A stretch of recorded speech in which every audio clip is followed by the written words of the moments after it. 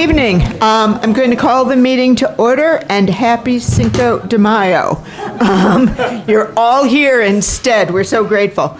Madam Clerk, would you please read the adequate notice of compliance statement? Adequate notice of this meeting has been provided by the City Clerk's office in preparation of the Council Annual Meeting Notice dated December 17th, 2025, which was properly distributed and posted per statutory requirements. Please be advised that fire exits are to my right, your left, and at the back of the room. The city has a listening system to assist the hearing impaired. If anyone needs hearing assistance, please obtain the system at the dais and return it thereafter. Thank you. Would you please call the roll? Mr. Boyer. Present. Mr. Crisafulli. Here. Ms. Kalmanson. Here. Ms. Landman. Here. Ms. Laceracina. Here. Mr. Pulaski. Here. President Todt. Present. Thank you. Okay, Mrs. Albanese, would you and your students please lead us in the Pledge of Allegiance?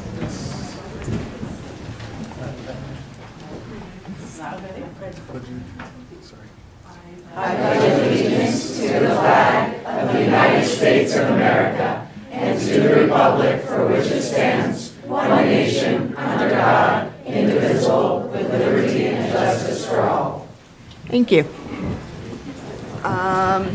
So, Madam Clerk, excuse me, let's get a little closer.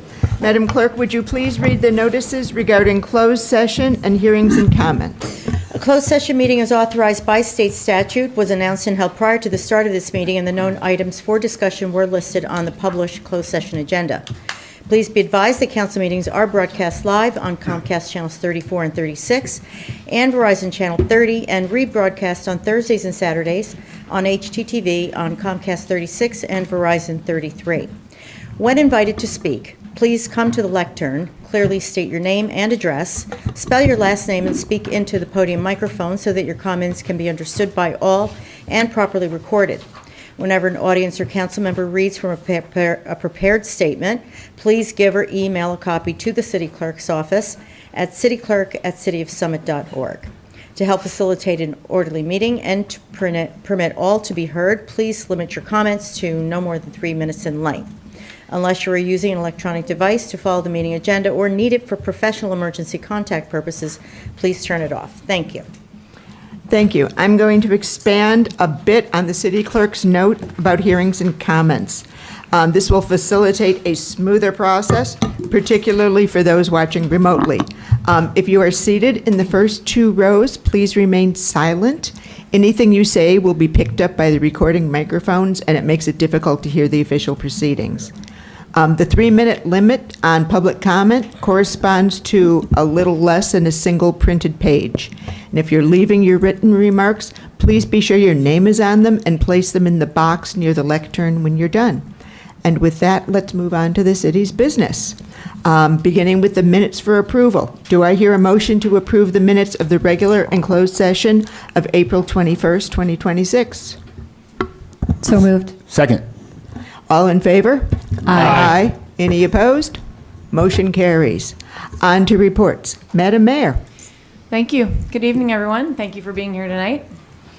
Sorry you're not having a margarita instead, but so we had a busy weekend here in Summit last past weekend, starting with our Mental Health Awareness Month kickoff event on the Village Green on Friday night.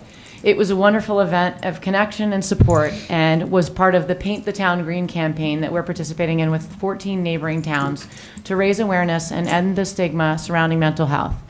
The green ribbons and signs that you see around town serve as a reminder that anyone who may be struggling with their mental health should reach out for support to a friend, a family member, or maybe even a professional. And asking for help is a sign of strength, and you are not alone. Please visit our website at cityofsummit.org/mental health for more information and resources. And thank you to Annette Dwyer and David Guida for spearheading our event on Friday on the Green. We also had our annual AAPI celebration, and I got to wear some holy colors home, which was very exciting. And the PAL Fishing Derby this weekend, which are always wonderful events. I really did have a great time, and I loved seeing so many residents out enjoying these events together. I invite you to join us next weekend at the PAL Pet Show on Saturday, May 9th on the Village Green. It's free admission for all pets, not just dogs, And registration starts at 1 and judging begins at 1:30. I hope to see you there. Speaking of dogs, our temporary dog park pop-ups are back. The first location is open now in the Village Green across from the post office, and it will move to Memorial Field next. These pop-up dog parks are part of the city's effort to gather resident input on potential new locations for a future permanent dog park. We currently have a permanent dog park at the transfer station, but we're exploring additional options that may better serve residents in other parts of town. We encourage you to visit and share your thoughts by completing a brief survey at cityofsummit.org/dogparksurvey. And one last animal-related notice. The deadline to renew dog and cat licenses is June 1st. If you've previously registered your dog or cat with our health department, you should have received a renewal notice in the mail or via email if you've provided your email address to the health department. Renewal information is also, and if it's a new license, is also available on the city website at cityofsummit.org/animal license. Next, I have an update from New Jersey Transit about the stairs at the Summit train station, which have been closed and are awaiting repair. And they've been closed for quite some time, and I hear a lot about this. The replacement stairs are currently being fabricated off-site. Demolition of the old stairs and installation of the new stairs will happen after July 4th, but hopefully will be done by the end of the summer. Thank you to Assemblyman McCurdy and his staff for continuing the conversation with New Jersey Transit. And now I want to say a few words about our Summit Board of Education, since this is the time of year when appointments are typically made. As mayor, it's both my responsibility and a real privilege to make those appointments when terms expire or when a seat becomes vacant. Over the past few months, I've had the chance to meet with and interview about 10 residents for 3 open positions. These conversations are always meaningful to me because our public schools are such an important part of what makes Summit special. They're not only among top rated in the state, but they're also at the heart of why so many people choose to call Summit home. And most importantly, they shape the everyday experiences and futures of our children. Since taking office, I've had the opportunity to fill 6 Board of Education seats, one of those twice due to an early resignation of a member. 3 of my selections were reappointments of individuals originally selected by my predecessor. With every appointment, I'm looking for people who are ready to give their time, represent our diverse community, bring sound judgment, and genuinely care about our students, families, teachers, and staff. At its core, this process is about finding people who will show up, listen, and serve our community with thoughtfulness and integrity. I'm happy to share that my newest appointees bring a range of experiences and perspectives, along with a strong commitment to our schools. They will help ensure that our Board of Education remains transparent, communicative, responsive, analytical, and a responsible steward of one of our community's greatest assets. Thank you. Okay. And now over to City Administrator Baldwin for her report. Thank you, Council President. I think we should have students at every meeting. That was a robust Yeah. Pledge of Allegiance. I loved it. On to milling and paving. Please be advised that PSE&G and New Jersey American Water have scheduled milling and paving projects on several streets in Summit beginning next Monday, May 11th. The tentative schedule that we received from the utility companies is posted in the news section on the homepage of our website. Please do note that these schedules are subject to change. They are weather dependent. As we receive any updated information and schedules from the utility companies, we will post those to the website as well. Our Department of Community Services has partnered with the New Jersey DEP and Rutgers University to develop a climate change-related hazard vulnerability assessment for the city. This assessment helps municipalities identify potential land use and zoning strategies to increase resilience to climate-related hazards. A public engagement session will be held upstairs in the Whitman Community Room on Thursday, May 14th from 7 p.m. to 8:30 p.m. We invite you to join us to share your input and review findings from the draft assessment. There's also an online questionnaire that you can fill out if you're unable to attend the session. And more information about this is also available on the city's website. May 12th, the city's clerk's office will be open until 9 p.m. for voter registration. That is the last day to register to vote for the June primary. May 26th is also the start of early voting and the last day to apply by mail for a mail-in ballot for the primary in person at the city clerk's office for the primary in June 1. Lastly, the May events for the Summit Free Market will be held on Saturday, May 9th from 8 a.m. to 3 p.m. and Friday, May 22nd from 12 p.m. to 2 p.m. at the transfer station. Summit residents with a parking disposal permit can attend, browse donated items, and take what they want for free. Please review the donation guidelines on our website at cityofsummit.org/free market before you bring any items to donate. And that concludes my report. Well, thank you, City Administrator, and I was planning on talking about a couple of those things. We don't coordinate, so I'll just fill in a few blanks. I am not able to attend the climate meeting next week. I filled out the survey. It's really easy, not a problem. And for voter registration, 17-year-olds who will be 18 by the general election in November are able to register now and vote in the primary. So if you have high school seniors or juniors who are 17, this is a great way to begin their hands-on civic engagement. And because the first Tuesday in June is the primary election, this council meeting will be held Wednesday, June 3rd, instead of Tuesday, June 2nd. So mark your calendars. I know you'll all want to be there. That's just what I have, and I believe we have a mayoral proclamation, so back to you, Madam Mayor. We did, thank you. David Guida, is he here? I don't see him. No? Okay, and Annette, please come up.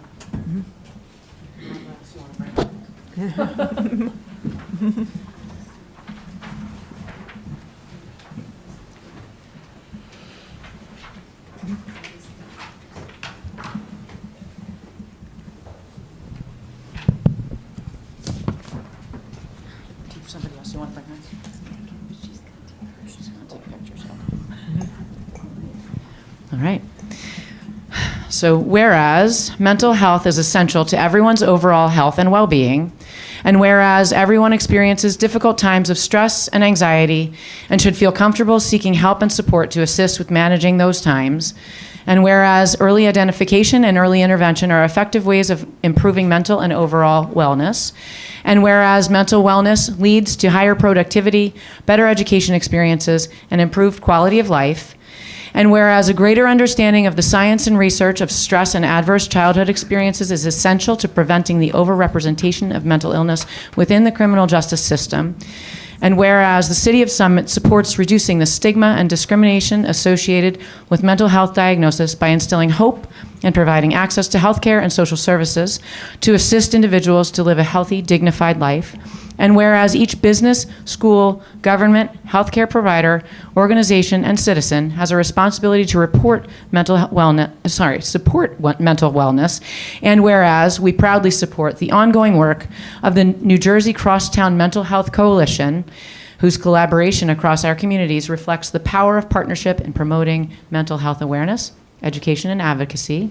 And whereas through shared initiatives such as the Paint the Town Green campaign, we visibly demonstrate our collective commitment to reducing stigma and supporting those impacted by mental health challenges.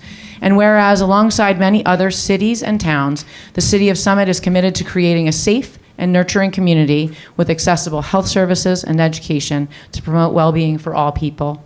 Now, therefore, I, Elizabeth Fagan, Mayor of the City of Summit, do hereby proclaim May as Mental Health Awareness Month in the City of Summit, and hereby encourage all citizens, government agencies, public and private institutions, businesses, and schools to support their local communities' efforts to increase awareness and understanding of mental health and the steps to take to protect their mental health and well-being.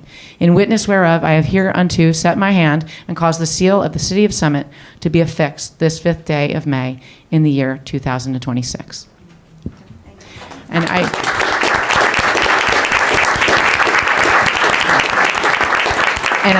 I want, on a personal note, again, to thank Annette, because Annette and David Guida created this incredible event on the Village Green in a 21-minute meeting. It was legendary, according to Annette.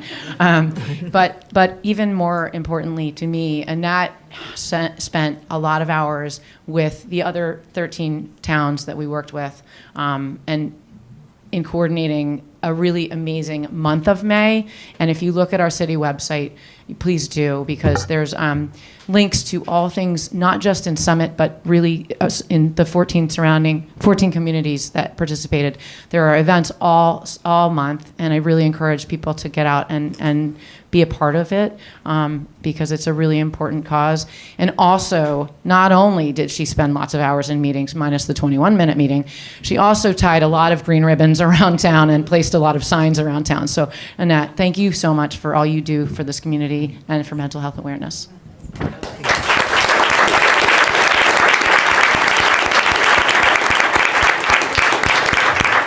Thank you so much, Mayor Fagan, for your leadership on this topic that transcends people, politics, communities, and so forth. Without that leadership, Summit would not have been able to host the 14 towns, so I would like to give back thanks to you for the ability to do that, and to David Guida Jr., who was the architect of that 21-minute meeting. And for our businesses, Kristen from Cannonball and Company is here. There are other businesses who are participating, and from Megan Trindell in the press office, who really played a big role in getting the awareness message out. So without further ado, I'll just say thank you, and looking forward to participating again. Thank you.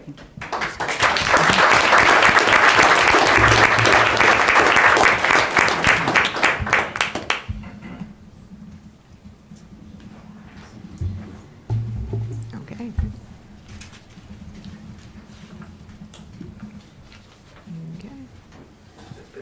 Now for the best part of any council meeting, Councilmember Pulowski, would you introduce the historical minute? I will. So a couple of months ago, we did the Read Across America campaign throughout the schools, and all the council members and the mayor were invited to different schools. I had the pleasure of going to Franklin School, and I was supposed to read to their 5th grade class, but we never got to that. They just wanted to talk about local government. And it was a lot of fun, and towards the end of it, we started talking about the history of Summit. And I asked if they would be interested in coming in and giving a historical minute. So tonight, 5 of those students are here from Mrs. Albany's 5th grade class. Ian Sklar, Harper Alexander, Wiley Hare, Reed Block, and Bobby Kennedy. And who's Bobby Kennedy? All right, so I'll have you know that my dad wanted to name me Robert Kennedy Pulowski. My mom said, how about Robert Francis? You know, and I'll share with you my favorite quote from Bobby Kennedy, which was, people say I'm ruthless. I am not ruthless. And when I find out who said that, I will destroy them. So come on up. Let's have your presentation on the history of Franklin School. Can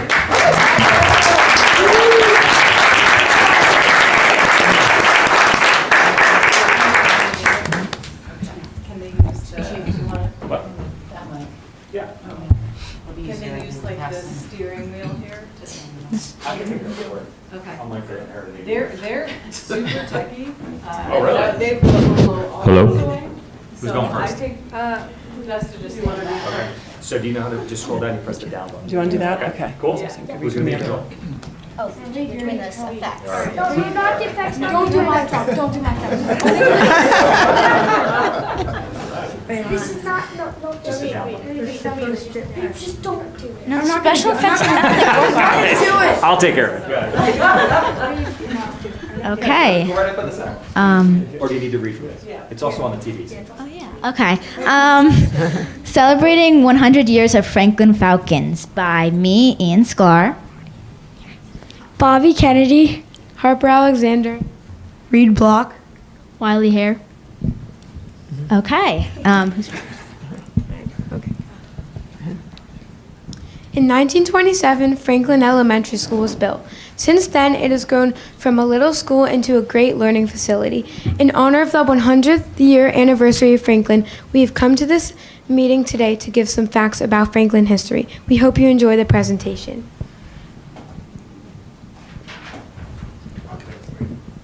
Franklin goes all the way back to the 1800s when the Franklin Schoolhouse was built in 1837. 90 years before the present, Franklin Elementary School opened. This was not built in the same area as Franklin School today, but it was most likely inspired the name. The current location today is on Blackburn Farm. Is on Blackburn Road, where Blackburn Farm once stood. Franklin Elementary School was founded in 1927 during Summit's largest population spike, where the population went from about 10,000 people to about 14,000. The original Franklin only had 2 classrooms and close to $60,000 to build. There was about 50 students in each class and only 2 teachers. The first principal was Clara R. DeRosia. In the early days of the school, specials such as Spanish, art, and music were all in a cart. Teachers would put materials for activities on these wagons and push them to different classrooms to teach them. Around 1950 to 60, the tradition of field day started, where activities were set up on the field and classes came out to participate in them. In 1973, an extension was added to Franklin, creating a library and learning workshop classrooms. In 1996, 5 classrooms were added, which is now the 5th grade wing. At one point, Franklin had grades K to 6 and around 600 students before the 6th grade moved to the middle school in 1990 and the kindergarten moved to Wilson Primary Center in 1997. In 1999, the school was struck by lightning, causing the need for many roof repairs. Today, there is an exhibit in the library where you can see artifacts from this event. In the early 2000s, the library experienced a massive renovation where many walls were knocked down, creating a more bright, open space. At one point in the early 2010s, there were so many students that we needed a trailer outside as a classroom. In 2015 to 16, a huge portion of the school was added, including an elevator and 4 regular classrooms, as well as 4 small classrooms for speech and learning workshop. This area, minus the elevator, became a portion of the 1st, 2nd, and 3rd levels. Along with the new extension, Franklin got a new playground. Yay. In 2021, the principal at the time, dog-loving Janice Tierney, introduced the Read to the Dogs program. This program has helped with our reading comprehension skills. Shortly after, we upgraded our outdoor space yet again, and we got new benches, new awning, and a Gaga pit. In 2023, the SCF gave Franklin a grant to turn in an unused computer room into an immersive STEAM lab. Last year, in 2025, the gym was repainted with brand new wall-to-wall mats. In the present, Franklin holds 364 students and close to 70 staff members. The grades go from 1st to 5th grade. Now, in addition to paper and pencil, we each have our own computers called Chromebooks, and in almost every classroom, there is a smartboard instead of traditional blackboards. It is a thriving learning community where students take in information and socialize.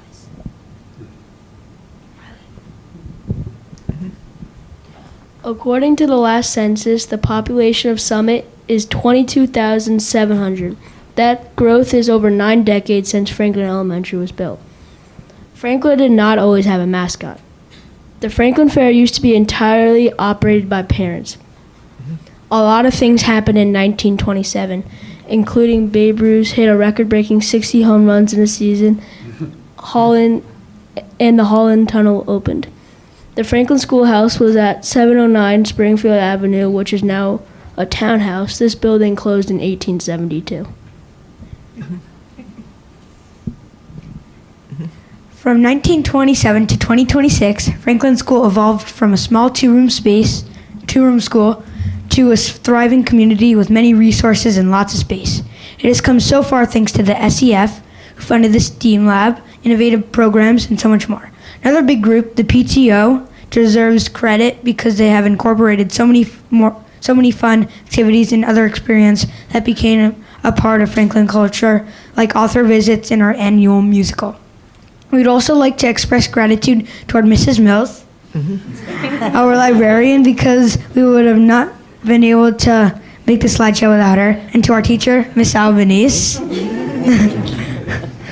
who went out of her way to ensure that this was successful.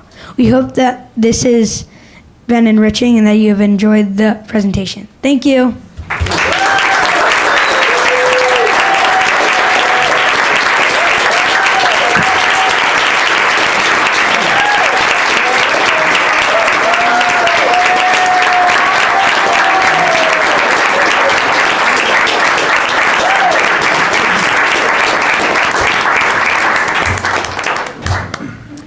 Thanks to all of you. That was wonderful. And I'm confident you would all love to stay here for the budget hearing. But my guess is your parents would prefer that you got a good night's sleep. So do not feel compelled to stay. Thank you for coming, Mrs. Mills, Mrs. Albanese, and everybody.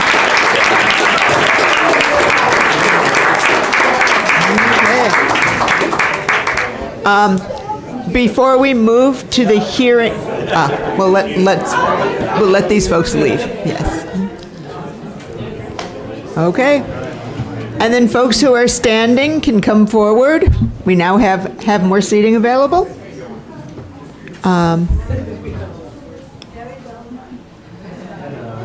We're going to move to the hearing for the 2026 budget. Just before we do that, before we open it, I'd like to ask City Administrator Baldwin to give a very brief recap of how we're going to spend our money this year. Thank you, Council President. I think I can do this well under 3 minutes. And I appreciate the chance to give a quick recap of the 2026 budget. We actually just received approval today to go ahead with our hearing tonight on the budget. Provided great relief to me today and cause for celebration as we potentially adopt this budget this evening. Finance Director Jennifer Kobliska and I have been addressing the comments from the state since they delivered to them to us last Wednesday afternoon. So that is what we have been doing for the last 4 days. We did introduce the city's budget on April 7th.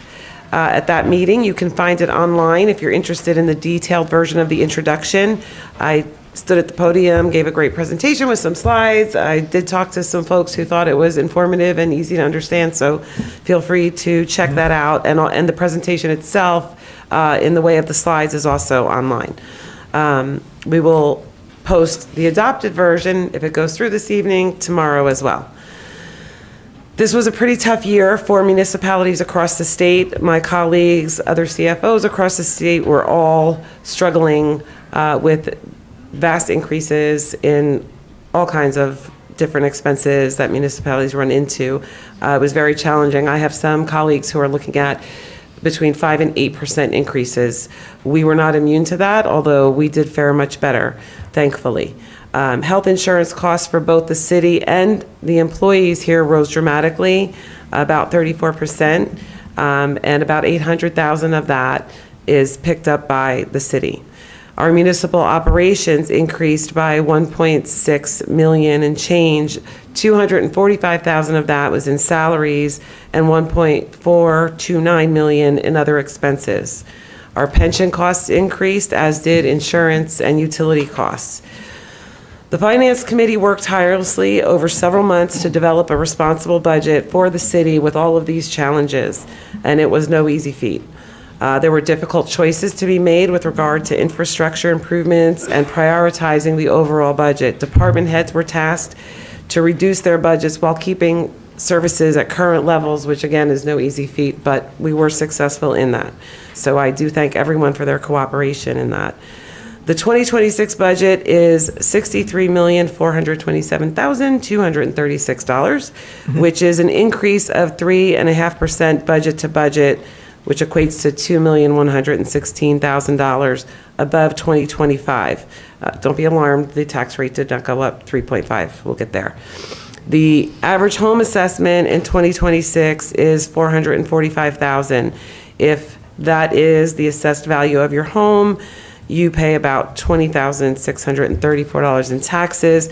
This represents a 27-cent increase or $162 increase in the property tax bill for the municipal portion of your bill.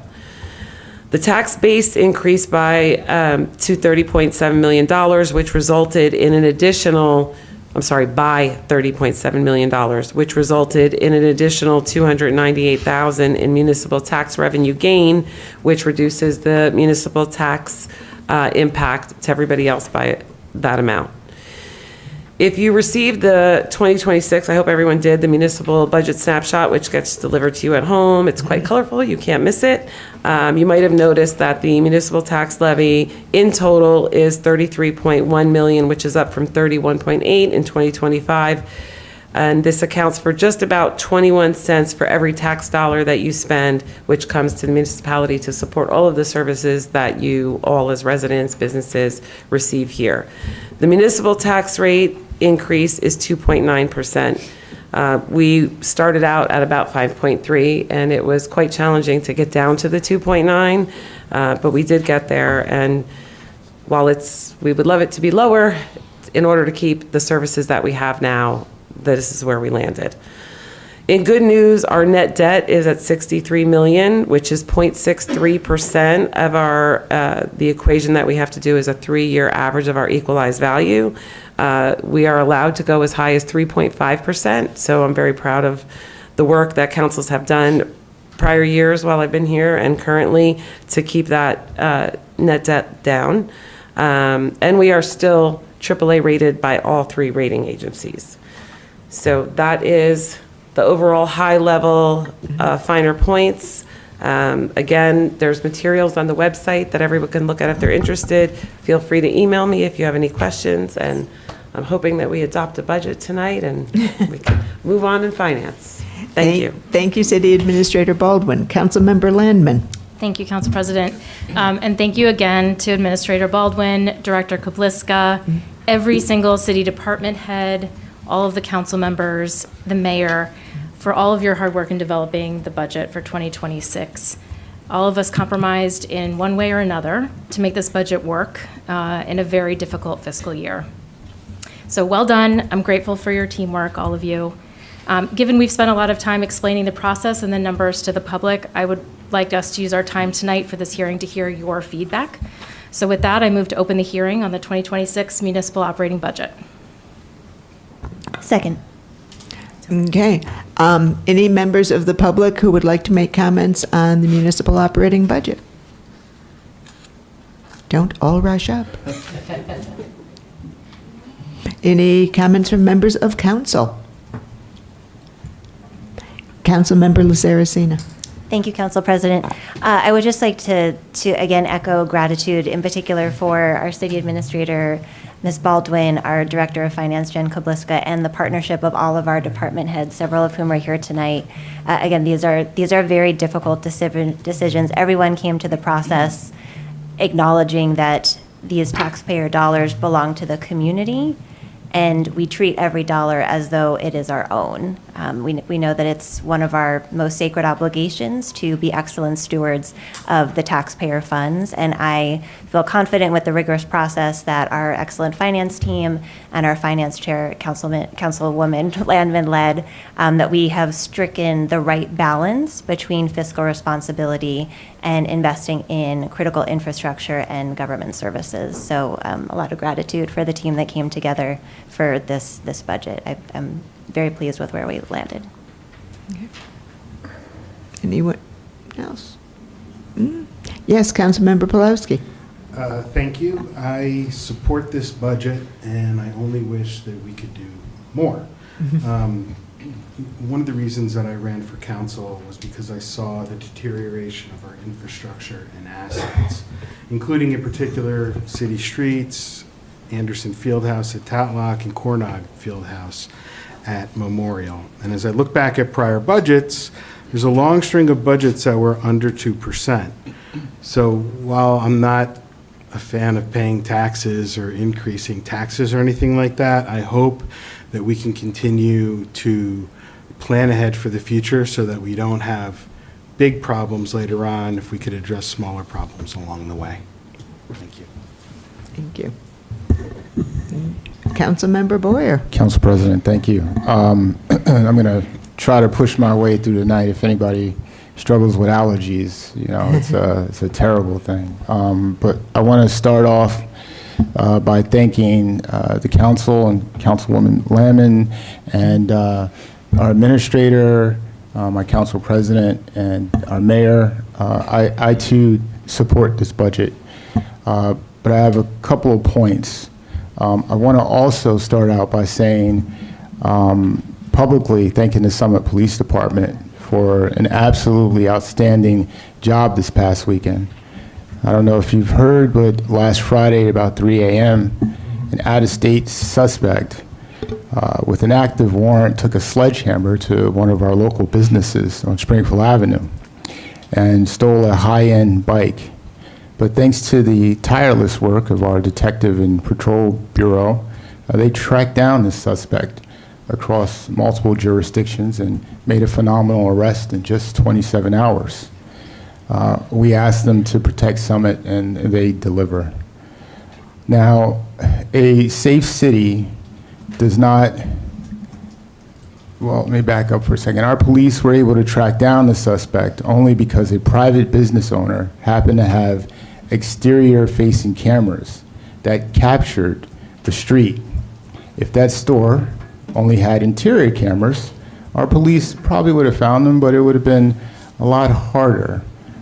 They would have been a little bit more blinded to where the suspect went and what happened on our own public streets. So a safe city does not outsource its street-level security to private citizens. Being one of the safest cities in New Jersey is not by accident. It is a manufactured condition, and it comes at a cost. You do not stop investing in the shield just because it successfully is blocking the arrows. When you lay off the gas on public safety, you lose it. Now, I know we've been told that the city had to find money for healthcare costs and utility bills and mandated library funding and all of that. I get it. But improving and maintaining the city never stops. And next year, I guarantee we will be told that we still can't afford to provide cameras in our downtown district, which is absolutely ridiculous, because we have to spend $1 million to move our dispatch center to the fire department. Now, rising costs is an issue, but this city is one of the safest cities in New Jersey because we made an investment and it paid off. Our chief just gave a phenomenal report about burglaries and break-ins the other day. A couple of years ago, there was a group of young girls who were 11 years old, and some guy pulled a knife on them in our downtown district. Had it not been for the camera at Lululemon, we would have had no video surveillance. And now, in a little while, we're going to be talking about opening Maple Street and having additional people come to our town. And still, we don't have any cameras in our downtown district. This was on the budget, and it was taken off. And, you know, cooler heads should have prevailed here. And, you know, we should have kept this on the budget because this is needed. Your safety is a concern. And this is one of the major points that while we're all up here. Now, I again take my hat off to the phenomenal job that the council and the mayor and the business administrator did with the budget this year, but you cannot let your foot off the gas. You just can't. There's certain services that we need and we have to pay for. There's a premium to live in this town, and you all enjoy it, and you enjoy your safety.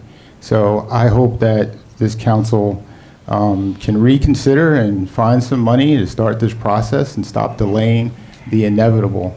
Thank you, Council President. Thank you. Yes, Madam Mayor. I'll be brief. I just want to shout out, I know that people have already said it, but I think it's worth repeating. Our CFO/city administrator and our director of finance, Tammy Baldwin and Jen Kabliska, worked tirelessly. And when I tell you tirelessly, it was every day, no weekends, no holidays off, every day for hours and hours and hours until it was right, until it was done. So I just really think that everybody should appreciate the people that we have working for us and trying to get it right. So thank you. I can only echo that. Okay, Councilmember Kalmanson. Thank you, Council President. I wanted to thank City Administrator Baldwin and Director Kubliska and our council members, Laceracina and Lamb, for all of their hard work. As you know, we started out with a very challenging budget year, and then when the firehouse didn't close on time, it became even more challenging. And the cuts were already painful, and they had to make further painful cuts. So I really applaud them for that. It's like we have to strike things from the budget every year, and it's not pleasant. And there's always there's always several things that we would like to include. We would have liked to included all of the maintenance in the slides in the aquatic center, and the backstop at Memorial needs replaced. Like, there's always things that we have to cut, and everybody, we don't enjoy that, but that's just what we have to do. So thank you again to everyone that worked really hard on this. Thank you. Okay. Councilmember Crisafulli, yes. Thank you, Council President. I support this budget fully. I recognize the intense teamwork that it took to get this to happen. My interest in Summit is the boring stuff, making the trains run on time, making sure the clocks keep working. We have, and we'll come to this later in the meeting as well, we have heroic city staff, some of whom have spent decades here, incredible professionals that have dedicated their careers to making sure our town works so that most people don't have to think about it, right? They don't think about the infrastructure. But over time, I believe we need to invest in the systems that make us work better, smarter, and over time, perhaps more cost effectively. But I want to make room in next year's budget for the systems, the computing, updating some of the software, and taking a look at how the city's working under the hood. And so I want to see room in next year's budget for that when we have more time to plan ahead for those kind of expenditures. And hopefully less health care cost expenses to worry about too. Okay, thank you. Okay, would you like to call the roll, please, Madam Clerk? Are we closing? We're closing the hearing first. Closing And then the we're hearing? going to do resolutions later. Yeah. Oh, thank you. I am back, getting this backwards. Back to you, Councilmember Landman. Well, I was just going to say, Okay, we'll go yes. ahead and close the hearing then for the municipal budget. yes. And we can invite Mr. Robb Bill Robb. and Mr. Merritt from SDI to present on the SDI budget.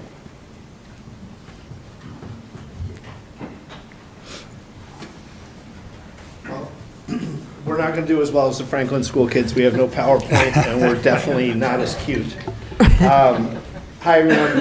For those that don't know me, I'm Bill Robb, Chairman of the Board of Summit Downtown, Inc.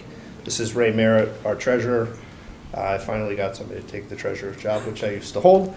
Summit Downtown, Inc., for those of you that aren't super familiar, is a Specialty Improvement District, SID, in accordance with NJSA 40:56-65 to 89, allowing for the designation of a pedestrian mall or special improvement district, and for the collection of assessments from properties within the SID that are then turned over to SDI for operations.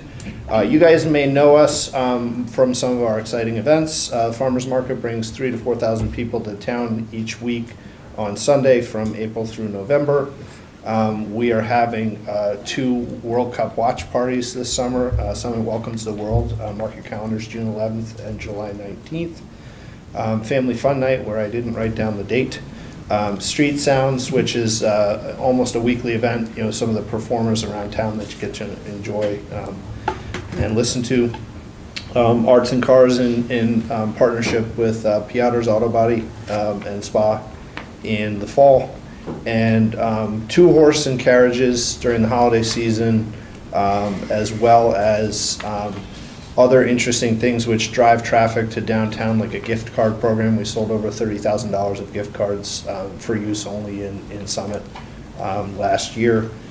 And I probably have missed something, but we've got a wonderful staff, 2 full-time staff, our executive director, Nancy Adams, our assistant director, Wyndham Rothblatt, Robin Coburn, who does marketing part-time, and then Maren Mixon, who basically helps run the farmer's market.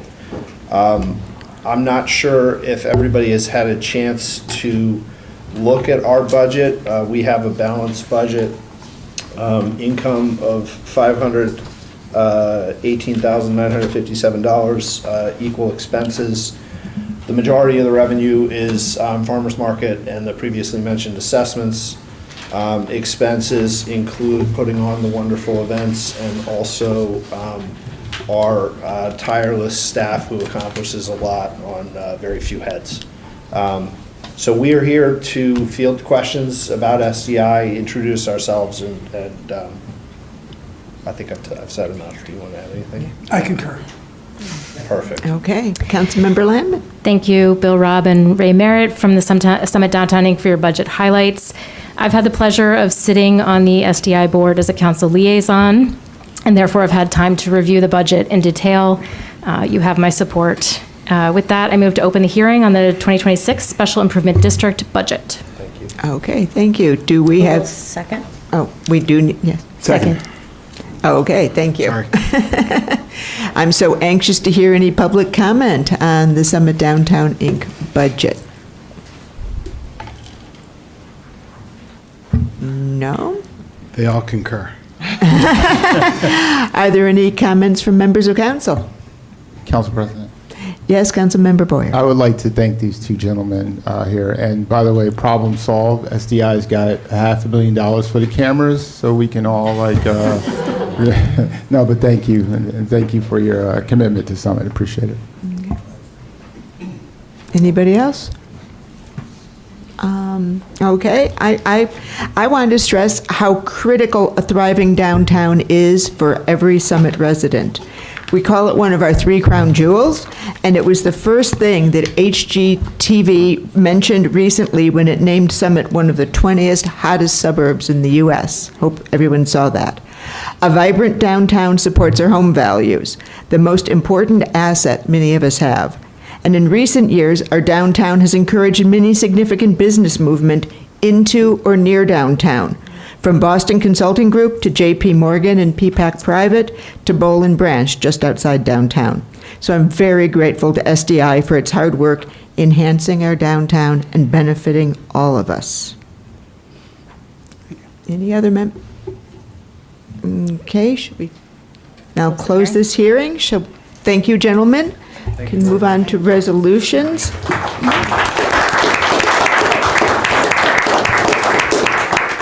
Councilmember Landman. Thank you, Council President. This is Resolution 12496. Thank you, everyone on council, for your comments, both at the last council meeting from our residents and then this evening from council.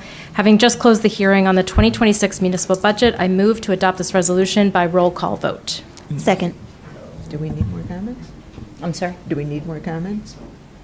No, you've already opened Okay. it. Okay. You can open it up to everyone if you wish, and then... Do I need to? No.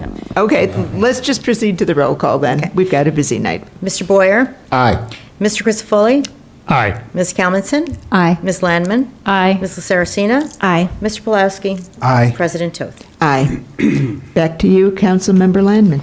Thank you, Council President. This is Resolution 12516. Having just closed the hearing on the 2026 budget for Summit Downtown Inc., I move to adopt this resolution by roll call vote. Second. Okay. Back to you, Madam Clerk. Mr. Boyer? Aye. Mr. Christofoli? Aye. Ms. Kalmanson? Aye. Ms. Landman? Aye. Ms. Saracena? Aye. Mr. Pulowski? Aye. President Toth? Aye. Okay, thank you. Okay. We have an adopted budget. We have an adopted budget. Congratulations.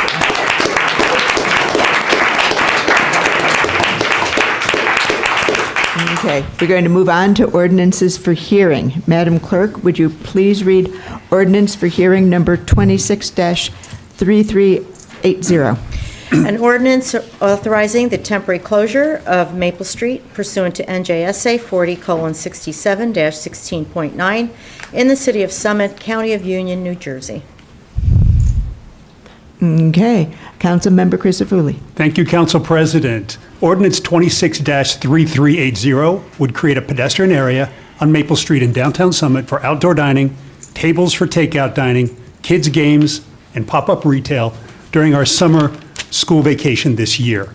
I move to open the hearing on this ordinance. Second. Okay, before we get to the public comment portion, we have some prefatory matters, and I'd like to ask our first responders to comment on how they handle their tasks when the streets are closed. So let's begin with Chief Peters.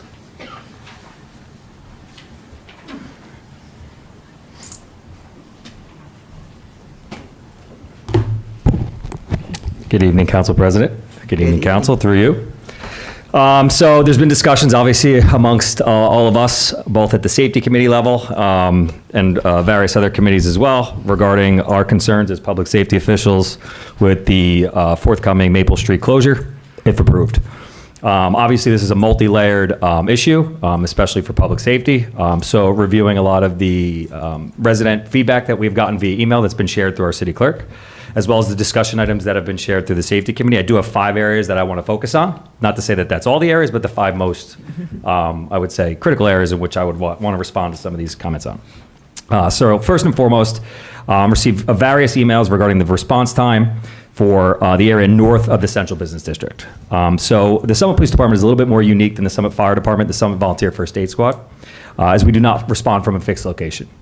So obviously, I don't want to give away our operational posture or our operational readiness, but what I can tell you is the city is divided up into a variety of different sectors, and within those sectors, all officers are assigned to patrol those areas during the course of their duty.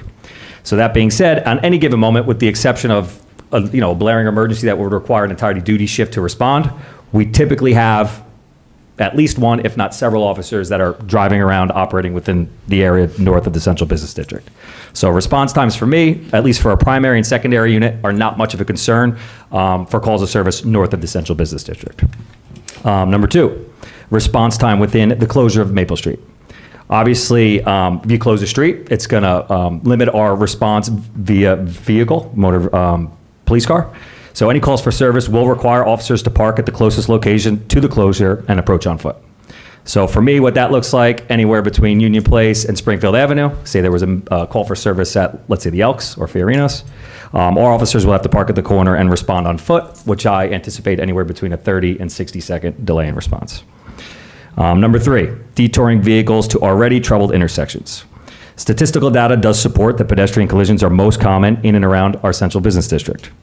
While the most recent traffic study conducted in April of 2026 indicated Springfield Avenue and Beechwood Road would experience the most significant change to operations, operations could be improved by providing alternate variable timing to the traffic lights to ensure a more responsive and responsive operation to traffic volumes.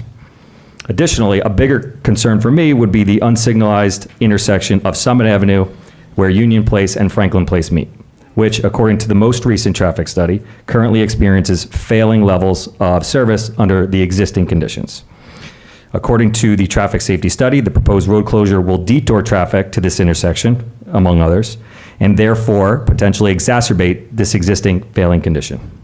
That being said, according to the most recent traffic study, the increase in traffic volume to this intersection is anticipated to be minimal due to the time of year.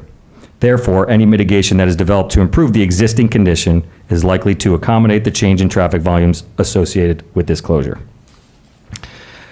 Also, it is my understanding, and I've just received an updated copy of it, the city engineer has developed a plan in an effort to mitigate these issues at that intersection.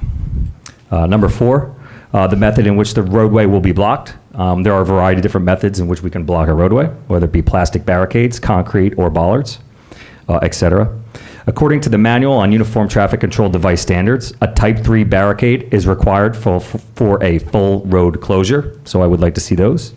Additionally, barricades on the southern and northernmost locations on Maple Street should be what's called MASH certified, Manual for Assessing Safety and Hardware, to a TL3, which tests against vehicles traveling at the speed of 62.5 miles an hour. If DOT permits, I would say barricades bordering Springfield Avenue may be TL2, which tests vehicles against traveling speeds at 44 miles an hour, because anybody coming in from Springfield Avenue would be turning. That is imperative to ensure the safety of those within the closure against a driver suffering from a medical emergency, impaired drivers, and/or those who have nefarious intent. If the city utilizes plastic barriers filled with water, as they did in the past, then I would recommend a daily inspection to ensure their stability. And lastly, under NJSA 33:1-40, the Summit Police Department serves as an extension to the alcohol beverage control. We complete background investigations for licensed applicants. We conduct routine inspections of licensed premises to ensure compliance. We execute enforcement for violations of ABC laws and local ordinance. And lastly, we ensure extension of premise compliance, which would be required for any liquor license establishment that serves alcohol outside their primary locations. So for example, any of the restaurants that would benefit extending their premise onto the sidewalk or into Maple Street would have to apply through the ABC for an extension of premise permit. That permit would then get reviewed by myself and the city clerk. We would choose to endorse or not that extension, and then from there, the ABC does a final review for approval. So again, as I prefaced my comment with the fact that this is a multi-layered approach, it doesn't just involve public safety. I figured that these were the 5 most imperative areas in which I would like to express my comments on, and that's all I have. That's my story, and I'm sticking to it, Councilman Boyer. Thank you, Chief Peters. Chief Evers. Yeah. Chief Evers? Mm-hmm. Good evening. This is real quickly about the Maple Street closure. Fire department deal with layout instructions on a daily basis around town. Part of our training is to recognize these situations and have our incident commanders act accordingly. A pre-planned approach, any area in town that is obstructed, we have pre-plans in place to mitigate any kind of problems. In areas that there were slight delay in our response, many of them in town, we have operational procedures in place to deal with areas that can have a little bit of challenge of firemen fighting fires. Done on a daily basis. There are many places in town that have those, and we're really not too concerned about operational procedures in there. In summary, the fire department is ready for any kind of issues in that area. We don't anticipate anything. We are trained to fight these kind of fires and to address them, and we have plenty of access in the area, so we're kind of in line with our normal training. We train for these kind of events, so we're kind of ready to do it. And we, like I say, we deal with obstructions every day in the fire service. We have procedures in place, pre-plans to deal with these, so we're kind of in the area, so we can definitely deal with it. So, as far as delays go, we deal with delays all the way in town. We have different response groups we put in place. Every morning we have briefings, and we conduct into the commanders any hazards in town, any kind of delays, so we can kind of get ahead of the game and not have any kind of issues with it. So, planned closure, a little bit of advantage. We know it's closed. We can adapt our responses and operational procedures accordingly. So, and that is all I have. Okay, thank you, Chief Evers. We also received written comment from the Summit Volunteer First Aid Squad, and I'm going to read it. As you're aware, Summit EMS is a nonprofit, all-volunteer organization that provides pre-hospital emergency care and ambulance transport to sick and injured community members and visitors to the city of Summit. Our organization has been in continuous operation since 1962, and essential to our mission is a commitment that the organization remain politically neutral. We've been asked by members of council to provide comments on the proposed closure of Maple Street.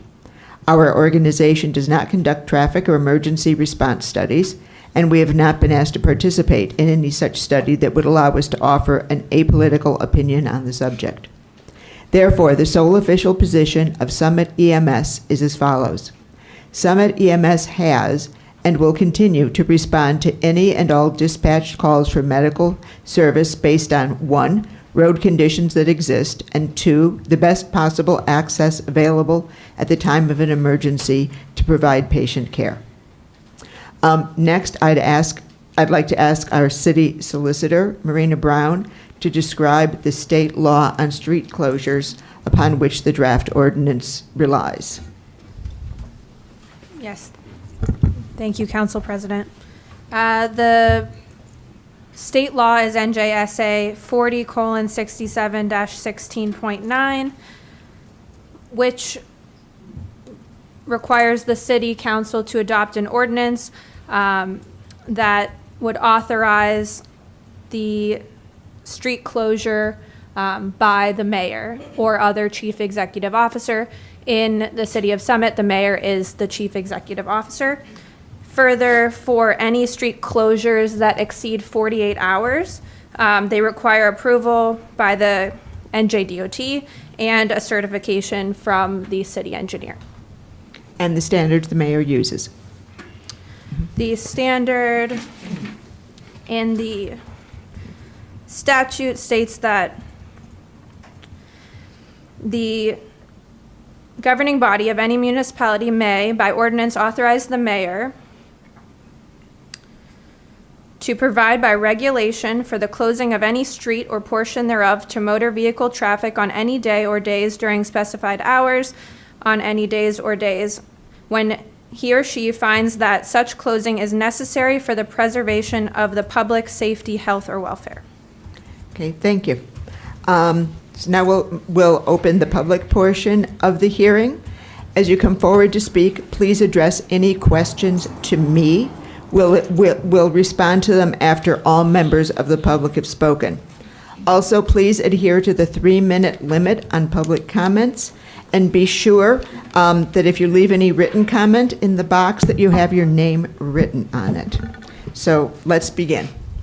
Council President, is the city engineers not coming to this hearing? The city engineer is not here this evening. That's correct. Council President? Don't you think that that is a problem, that the council cannot ask the city engineer technical questions about how this whole thing is going to be set up tonight? Like, why isn't the city engineer here tonight? Is there a reason? Can we ask the business administrator? I mean, this is a really important ordinance. Why is Aaron not here? Through you, Council President. Go right ahead. There is a resolution that is coming forth on the latter part of the agenda that I think explains a bit, and Aaron has requested this evening not to be in attendance, and so he is not here this evening. And that the city engineer has provided documentation previously. It's part of the packet, laying out what it would look like, and that's been available on the website. Understood that. I know what the resolution is, but he's still a paid employee. The city is paying him as an engineer to be here, and this is an important. I mean, he could have delegated someone that could provide, information in his stead. Like, why? I'm not understanding. We have more than one person that can answer questions from the council about the engineering and the aspect of closing down the street. That is all the answer I have this evening. I'm sorry, Councilmember Boyer. Is the traffic engineer coming? I thought the traffic, okay. No. Let's move forward.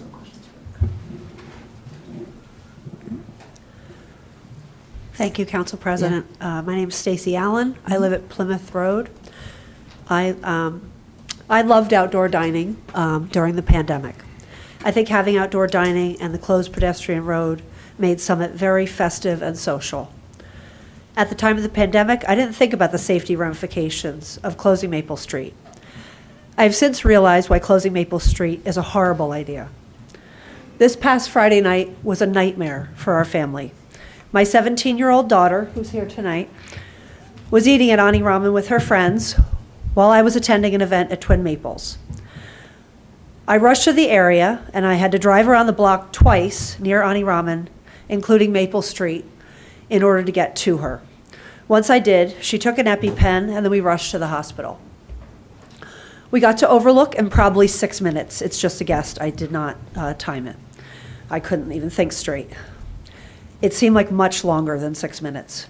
I don't want to think about what could have happened if we were located any further from the hospital, or if I couldn't have driven on Maple Street to circle around the block to find her. Maple Street being closed would have obviously increased traffic congestion as well as we were trying to get to the hospital. This was a life or death allergic reaction, and it was the worst one we have experienced. My daughter needed 3 EpiPens, oxygen, and breathing medication in order to save her life. Looking back today, as we discussed it, she tells me she really thought she was about to die in Overlook Hospital. Anyone listening to me might suggest that we should have called an ambulance in this situation. But we have done that in the past, and it takes much longer to get help than it does for us to drive directly to the hospital ourselves. Nothing is wrong. We love our EMS, but it does take a long time for them to get to us, and sometimes the police come or the fire comes before the EMS comes, because we have done it a lot. We feel so lucky that we have picked Summit as our home, because with 3 kids that all have food allergies and asthma, we have rushed to Overlook no fewer than 20 times for anaphylactic food reactions and asthma attacks. For any emergency in town, a heart attack, a stroke, or even a fire, Maple Street being closed will obviously increase congestion around town and cut off a main artery for EMS, police, and firefighters, or for people like myself just trying to drive through town. Please halt any plans to close Maple Street. It is frivolous and dangerous and should not be approved. The benefits of closing the street do not outweigh the risks. I beg you council members, all of you, to realize that safety is your biggest responsibility to the citizens of Summit. If Maple Street was closed this past Friday night, it's possible that our family and the town of Summit would have lost a very special girl. Thank you. Thank you.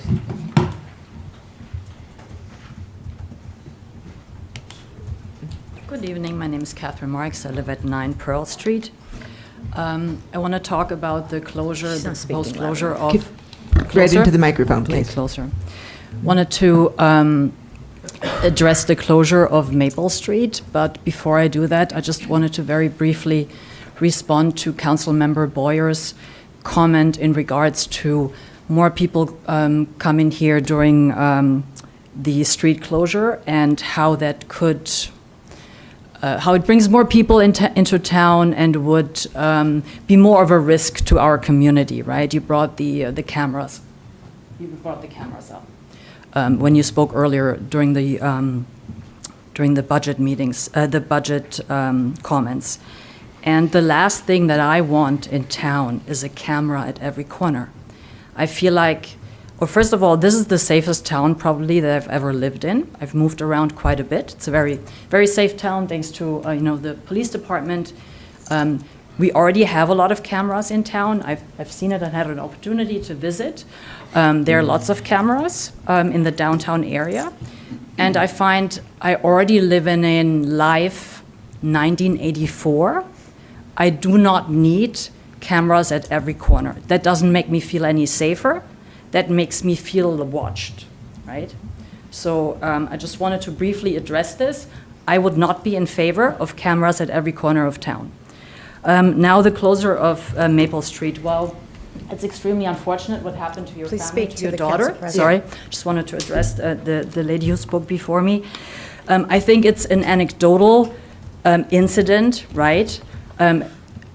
It's unfortunate. Other towns have streets closed. I think we need to rely on the police chief, the fire chief, maybe the city engineer, other experts who can really judge on whether there is an increased risk for our community or not. What a closure of Maple Street will bring is the community together, right? People gather, people come out. During the summer month, the streets of Summit it's a little bit of a ghost town, I find, right? When the kids are out of school, people travel, people spend time at the shore, wherever. There's not all that much going on in town for those to stay here. So I find that it brings the community together. In addition with the dog park that I love the idea. I also understand it's inconvenient for maybe the people who live on that street, right? We also expect people around Tadlock to be inconvenienced, right? During game time when the lights are on, right? And I think in both the situations, the closure of Maple Street as well as Tadlock, It's for the greater benefit of our community, right? In both cases. I support the closure of Maple Street. I support the lights at Tatlow. So I just wanted to make this clear. I also think You're going to have that- to finish up. Oh, okay. Can I just, one last sentence? It's not just a benefit for the businesses that are local to Maple Street, but all the surrounding businesses will also benefit from a closure and just bring more foot traffic to downtown. Thank you.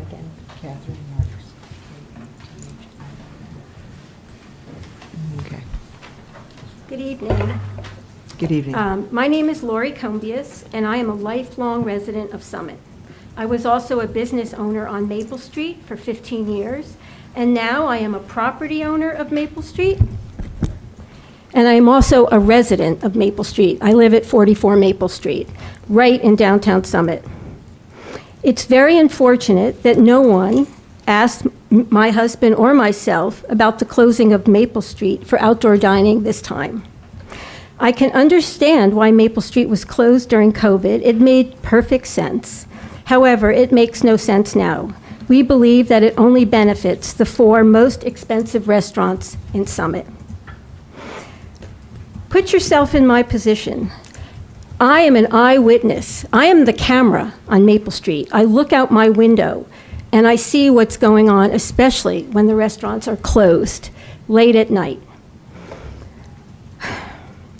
There are people that come and sit at the tables. They bring alcohol.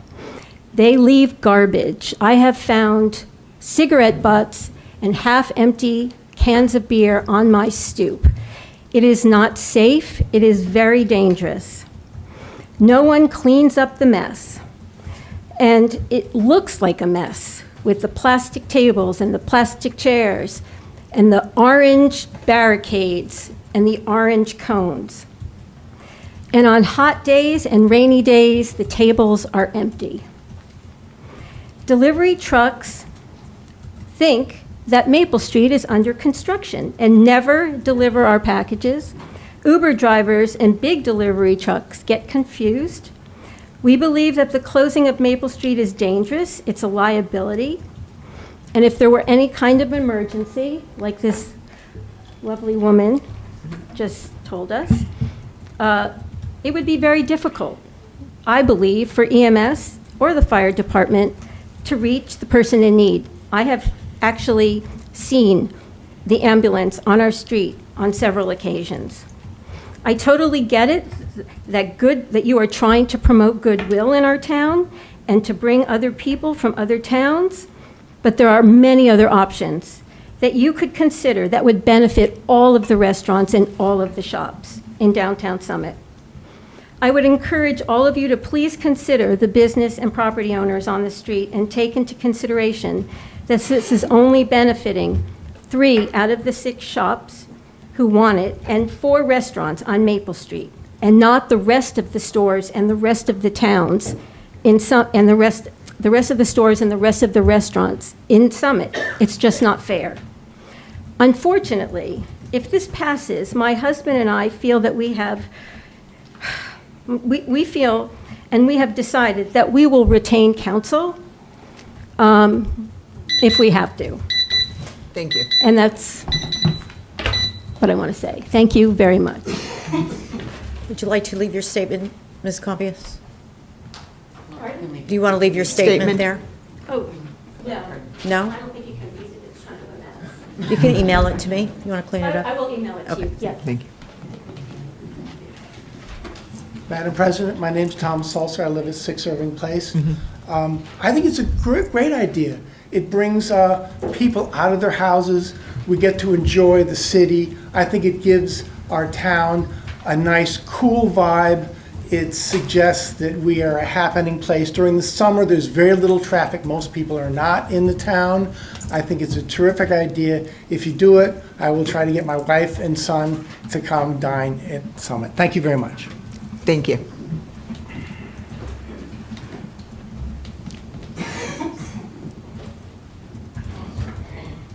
Yes, thank you. Is it possible to take a, No, ask you- the people to stand up if they're No, for one? no, your comments get directed to Thank you. council.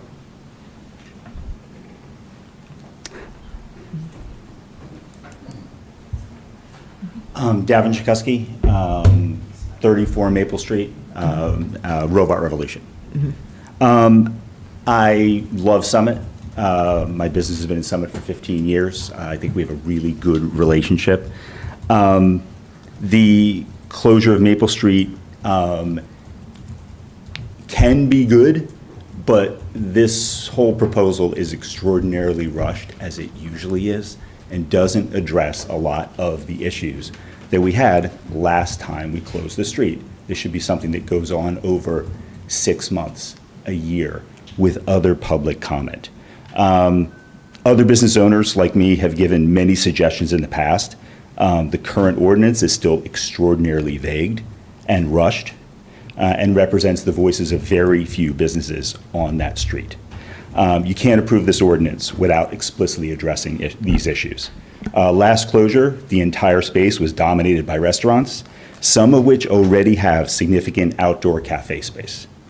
The restaurant tables stretched edge to edge on the street, which prevented pedestrian movement. A table that you would walk by, you would need to walk straight by it while someone was eating. They still are edge to edge on the current proposed plan. Some of these restaurants only use the tables for 3 or 4 days during the week. Huge tents covered the entire area, reducing storefront visibility and discouraging pedestrian movement further. Patrons left messes on the sidewalks and in front of businesses. Who was responsible for cleaning up?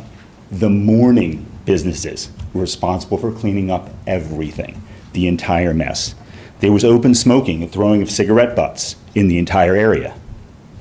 Rodents were seen regularly at those little tiny decorative plantings.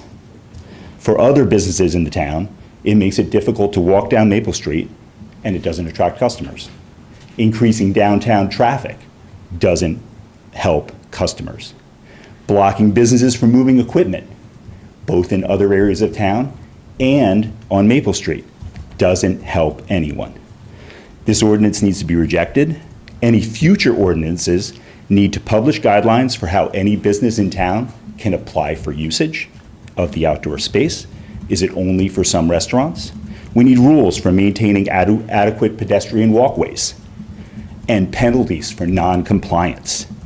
The concept plan does not show any sidewalk traffic, and the tables butt straight up against the sidewalk.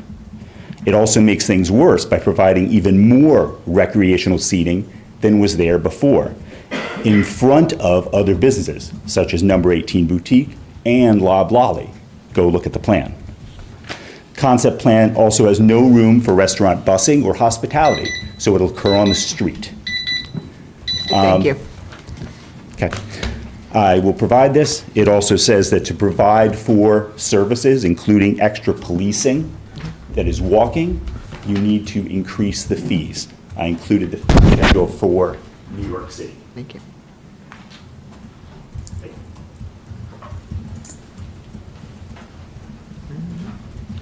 Hi, my name is Irene Loschert. I'm a resident on Lenox.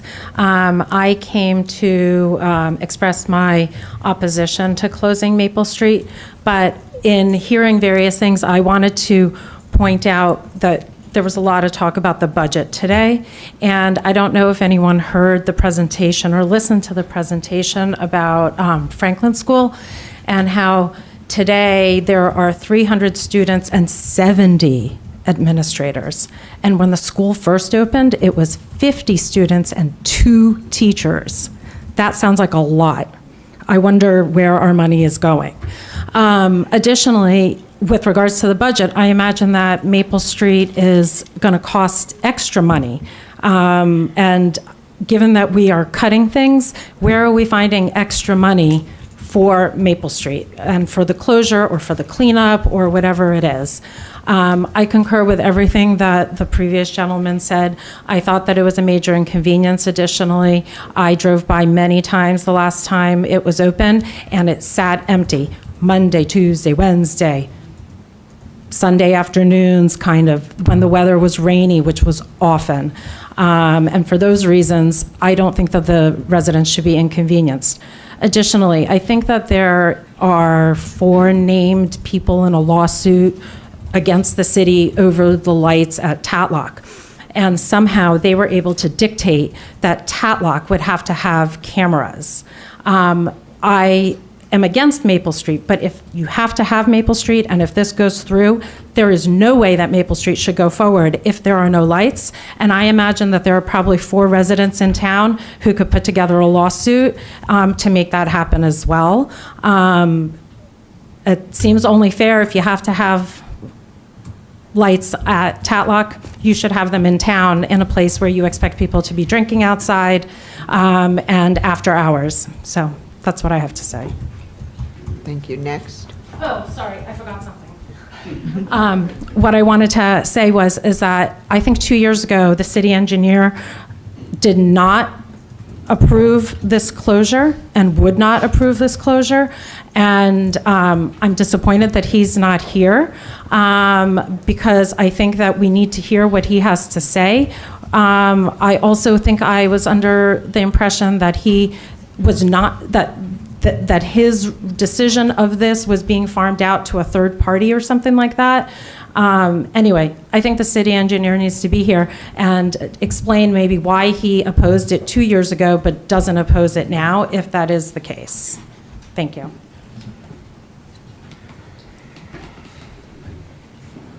Delia Hamlet, New England Avenue. Good evening. Thanks so much for bringing up the Maple Street ordinance. I came here because I'd like to defend City Engineer Director Schrager. The one thing you can say about Director Schrager is he's been consistent on his stance, and that has nothing to do with him not being here. However, March 5th of 2024, he sat in that chair and he would not, after many hours of questions by me, he would not sign that paperwork. And there is a reason. He did not want to put his professional seal on it. He did not want to sign it. And I would imagine if we were to ask Director Schrager, I guarantee you Director Schrager would have loved dynamic traffic to have been sitting here tonight. And Council President, if I were you, that's exactly what I would have done tonight to protect Director Schrager, because he has been absolutely consistent in his stance. Michael Rogers was consistent. The second question, or the second point that I would have to make is to our city solicitor. My question would be, did you advise that this would be the correct statute to close the street? Oh, excuse me. Always keeping it interesting. So I'd like to know if this was directed by you, if this is the correct. I think that the community and the council members deserve that this statute was advised by you. You're the professional, and at the end of the day, they rely on your guidance. All questions to me, please. They're definitely to you, but I will look at the city solicitor. I can look at whoever I would like. And finally, I guess my other question is, Council President Toth and Jamel and Bob and Michelle, in the last 3 years, we didn't spend a lot of time talking about alternatives to closing, and I include myself, 100%. We didn't spend a lot of time talking about placemaking. This is the purview of the planning board. They are responsible for the master plan reexamination, and that's really where your talent lies for these issues. So I would just encourage you to punt this to the planning board for a consistency review. Try to get it right. Let's work. We have a lot of smart members in the community that can get this right, and we have the time and the resources to do it right. So I know how hard y'all work, but ultimately the guidance is from our city solicitor that yes, this was the correct statute, so that God forbid any business owners or residents sue us, you've been given the advice from the city solicitor that this is the correct statute, and you all deserve that proper guidance. So thank you very much.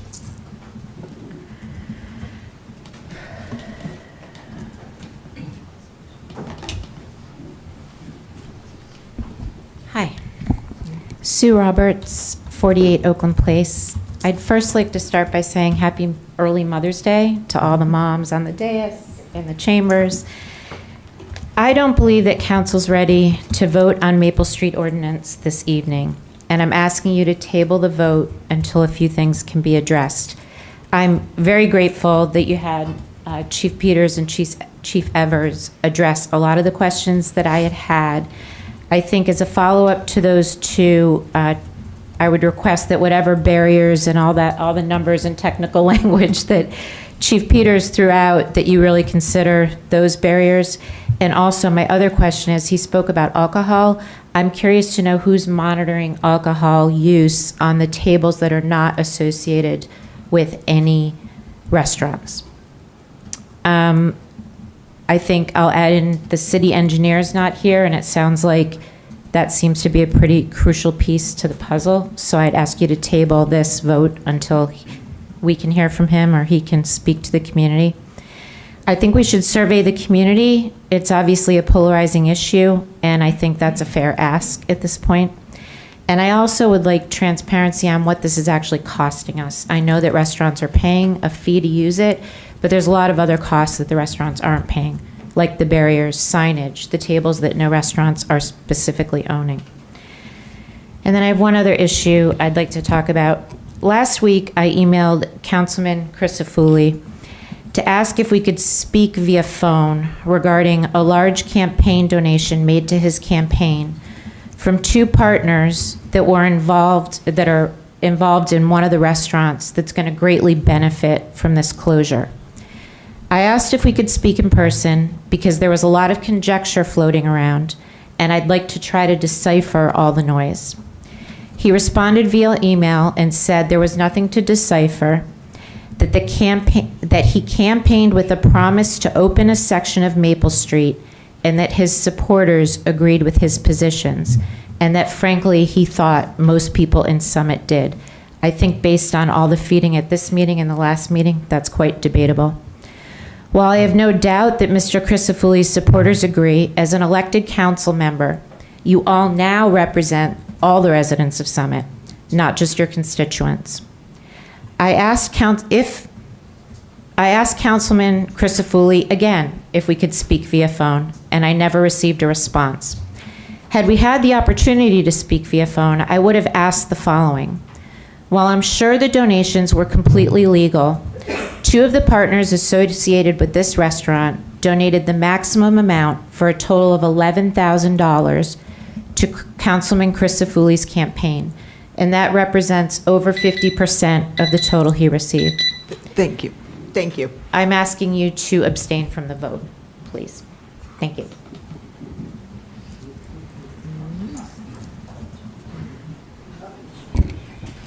Well, my name's Dylan Baker. I am the owner of Summit House Restaurant and Barbacoa Restaurant at 10 Maple Street and 395 Springfield Avenue. I would like to address the previous comment. My business partners made that donation to Christopher's campaign. They support democratic causes. Full stop, support democratic causes. There's other members on this dais who they've donated to. They've donated in mayoral races. This is not a thing, believe me. We're not here to try and make money off of Maple Street. I live it every day. I see thousands of people, 1,000+ people a week through Summit House and Barbacoa. We've done surveys. We've handed out cards. We have a 99% community approval. If you put this on a ballot in November, you would see a sweeping majority approve this. And they would approve it for much longer than the 10 weeks that are being proposed. It's actually quite hurtful that you think that we are here to give 11 grand to try and work our asses off to try and make this community better. People in the town want it. We are on the front line of it. We hear it all the time. The 10 people in the room who are against it, and forgive me, the medical emergency, I do feel for your daughter, but this is not an issue. A traffic pattern, a disturbance, an orange barricade, we have the votes for this. If you put this on the ballot in November, it will win by a landslide, an absolute landslide, and for much longer, much, much longer. Close it in May, open it back up in October. That's what the people really want. The people, a majority of the people, not 10 people in a room yelling at you, council. So, not yelling. Everyone's been very kind and gracious, I'm sure. But, sorry, that hurt. When you accuse my partners of trying to fix something, they were literally literally supporting Dan, and that's as far as it goes. It's a Democratic cause. I do not know how this got politicized. I quite honestly don't. But this was going to happen years ago. It should have happened years ago. I'm glad it's being brought up now, and I thank you for your time.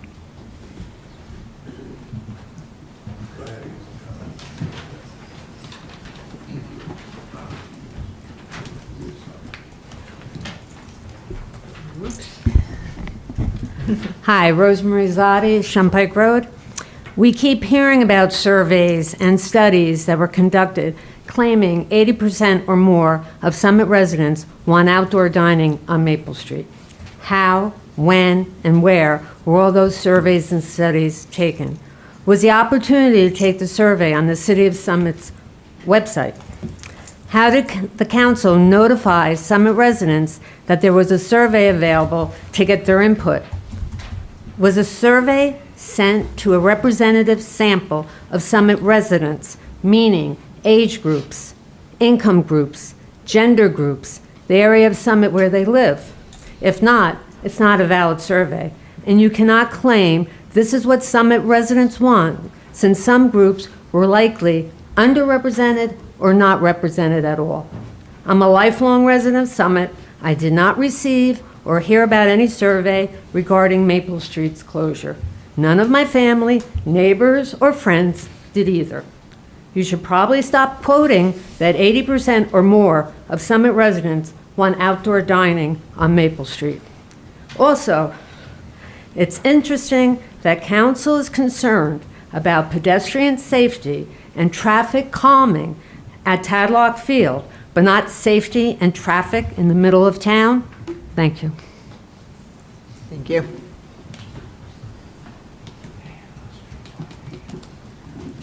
Good evening. Good evening. My name is Nora Radist, and I live at 18 Blackburn Place. And I want to thank you all for all your hard work, so to every single one of you. One of the few positive outcomes of the pandemic was the increased sense of community in town. From volunteering to purchase food from our local restaurants to bring to the healthcare workers at Overlook, raising money to support our Summit merchants during the lockdown, ordering takeout as often as possible, and being able to gather for a meal at the Maple Street dining area. I cannot tell you the vast number of residents who thanked me and council for providing the outdoor dining space, not only during the pandemic, but also thereafter. In 2024, many people approached me and asked if the Maple Street outdoor dining would continue. But as I was no longer mayor, I could not give them an answer. Not once during these years, when property taxes decreased one year and increased only slightly in two others, did any resident thank me for the zero to low tax increases. And Summit residents care about their taxes, and they pay attention, but they weren't. They were more happy, it was more important to them that they have this opportunity to gather. I firmly believe that our residents want these opportunities to bring people together and to get away from staring at their screens. In talking with many merchants, I know that foot traffic has decreased in the last year or so. Outdoor dining on Maple Street brings people to town. I know that not everyone is in favor of this, but a large number of our residents are in favor. One of the bedrocks of our democracy is the concept that elected officials govern for the benefit of the greater good, not for the few. I know there were certain things to work out, kinks, operational discussions, so forth, but I do believe that will be important to this community. It will help ensure vibrancy in the town, and I do support the opening of Maple Street for outdoor dining. Thank you. Thank you. I'll email this to you, Mrs. Thank Lichties.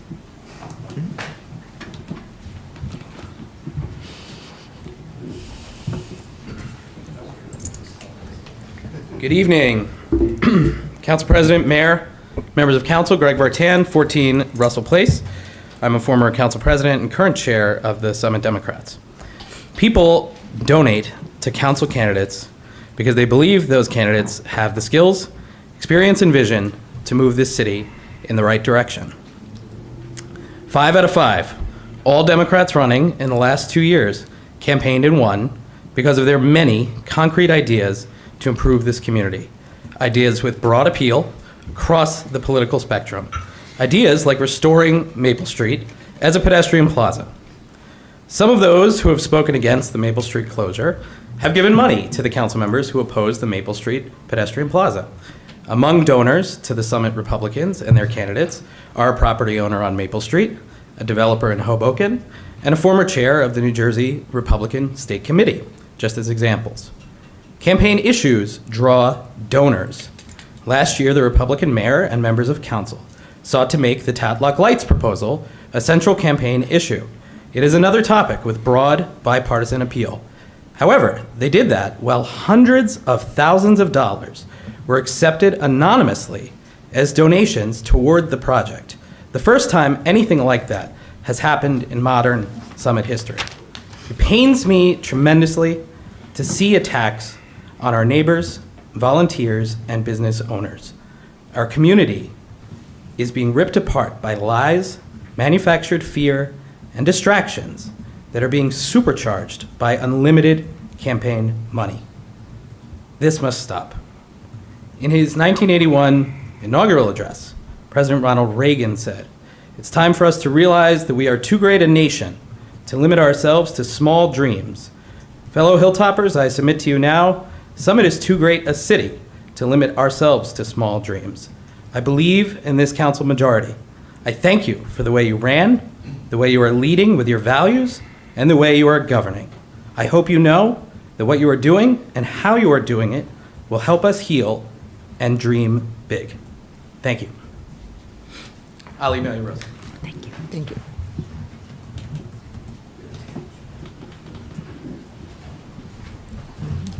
Good evening, Mayor Fagan, Council President Toth, members of council and staff. I'm Jim Bennett, B-E-N-N-E-T-T, 38 Fairview Avenue. I'll make this one very short. I will submit on the op-ed that was published May 3rd in TAP, titled "Council Has More Homework to Do Before Closing Maple Street," and to make that part of the record, I will place it here in the box. Thank you.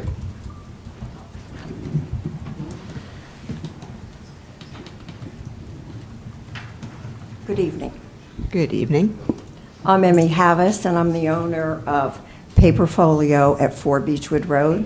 I've been in business in town for 42 years, so I kind of have a little bit of history on the street in the retail sense.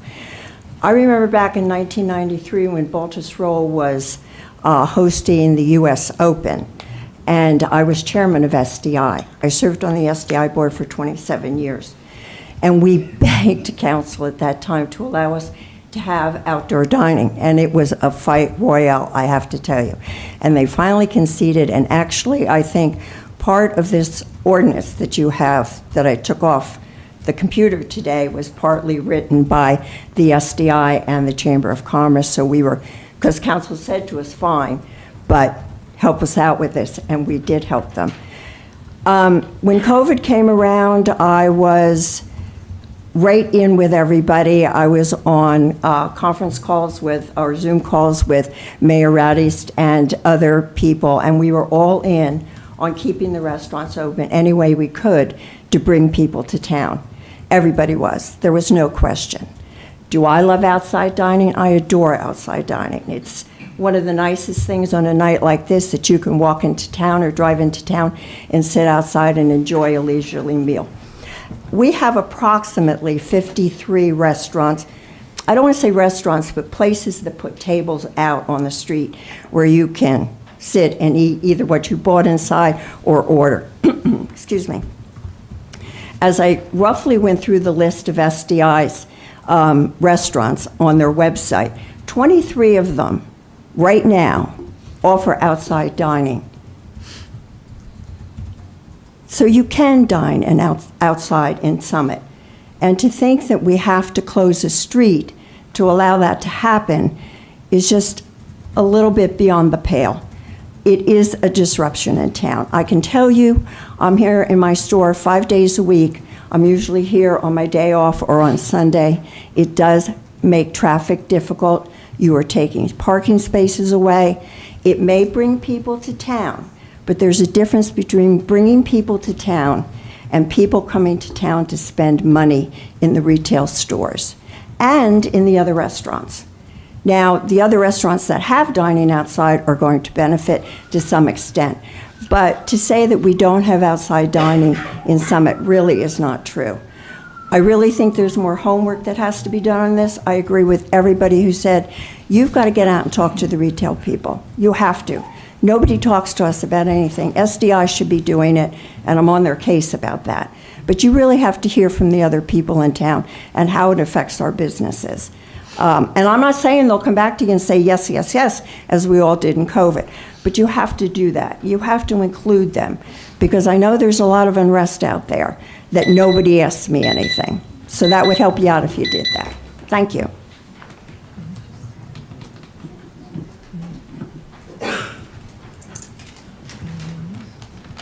Hi. Hello. Janie Racklin. I own 29 Maple Street. I love Summit. My family has had a presence in this town since 1906. It's regrettable that I have to speak before the council on the same subject time after time. And it seems regrettable to me that most of you have already made up your minds to vote for Maple Street closure before you listen to our concerns. According to your surveys, which I have not received one since COVID, many people like the idea, but that does not mean that they will partake of it. It may appear to be charming to dine in the streets, but appearances are not all they seem to be. By closing Maple Street, you're placing undue inconveniences on us and Summit Avenue. Summit Avenue is already seriously congested. The block between Union Place and Springfield Avenue has, I believe, 7 food establishments, making it difficult to park and/or pick up food, and that will just get worse. Now you want to add a potential plethora of emergency vehicles who previously would share the burden with Maple Street. Losing one of only 2 thoroughfares makes no sense.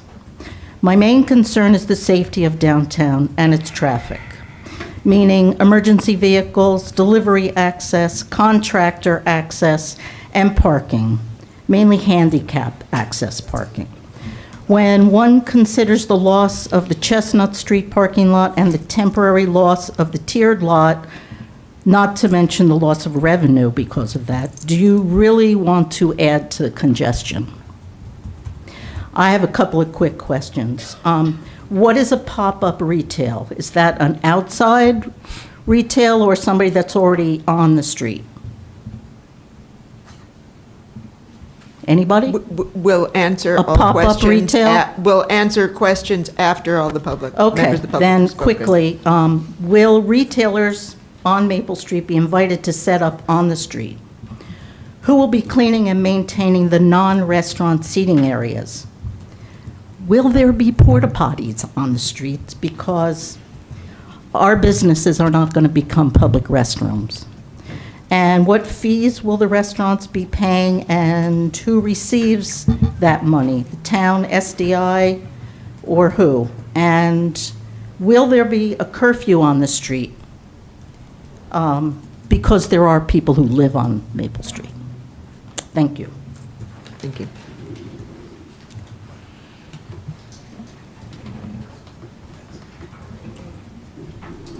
Bruce Thurkoff. I own 26 Maple Street. I've been in front of the council, and I guess, what is this, the 3rd or 4th time that we're discussing closing Maple Street. I can remember when it was closed originally. It was closed, I guess, through the end of October or into November. This gentleman was talking about that he should extend it into October. And looking down the street in those months, those cold months, seeing one chair sitting in the middle of the street, but closing the damn street. Does that make any sense? I mean, the Maple Street is one of 2 north-south arteries. It's important that it stays open. You and Summit Avenue, you get a water main break, and then you get a fire, and the fire trucks have to come down Maple Street. They're going to get they won't get slowed up in the process of getting to the fire. How many times have you heard that minutes, seconds make a difference in saving lives? You people, the green, why, with the green, the village green, why can't something be set up over there for outdoor dining? Let all the restaurants participate in it. They can buy food trucks, they can set themselves up to deliver meals, and could be, and you have entertainment over there. Why do you have to close a street? My insurance went up 25% last year. I don't know if this is going to affect my insurance rates. You're going to have more loitering people down around. You have to have more safety. You have to have police around. Nobody's cleaning up believe me, I had to sweep the streets almost every week when you had the street closed for dining, and it looked like a mess. And what about the propane tanks? A fire hazard. They used to be lined up in the alley. Are you going to allow propane tanks again? Somebody's got to answer these questions. I mean, it's a fire. All these buildings on Maple Street are over 100 years old. You get one fire on a building in Maple Street that gets going, the whole block can go. The whole block. And who's going to be liable for it? The council passed it, I hope you guys have a lot of liability insurance. You talk about rodents. Union Place and down that area has been noted for rodents all the time. Now you want to even bring more rodents down to Maple Street and have the owners have to pay for the people to come and take care of it. It doesn't make sense. This thing has not been really digested, thought about, and all the consequences brought together. I don't know why we're sitting here year after year and bringing this up. And Maple Street, why isn't Summit Avenue closed? Why isn't Union Avenue closed? Give all the restaurants in town an opportunity. If you're going to close a street, close one street this year, close another street next year. Thank you. And another street the year after. I think you should table the ordinance. Don't take a vote tonight before you start thinking about what all these other people have said. Thank you. Thank you.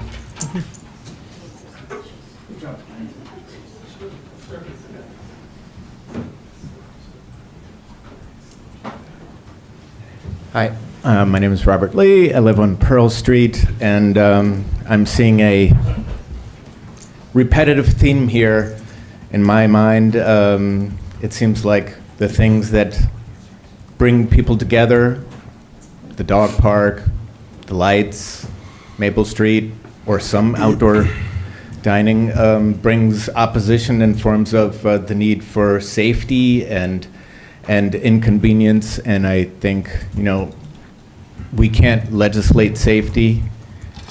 We can create opportunities for people to come together, and that's really what makes a community. That's what makes us so great, the ways in which we can come together and giving people those opportunities. I met so many people at the dog park last year in town, and it was probably more than I met in the last 6 years since we moved here all at once, like so many people in the span of just a few weeks. And I just love creating these opportunities. Actually sitting at the last Maple Street closure, Councilman Boyer talked me into doing something very unsafe. He talked me into letting my kids play football for Summit. And, and obviously my older one is graduated now. He's playing football somewhere else at Franklin Marshall. But the point is, both my boys broke their collarbones in the last 6 months. Very unsafe. And at the same time, I wouldn't want to miss the joys that we've had by being able to come together with other people in the community, with the football parents, with the dog people, sitting out at Maple Street back then with Councilman Boyer. And all these opportunities to come together are, for us as human beings, I think the most important things where we can live together.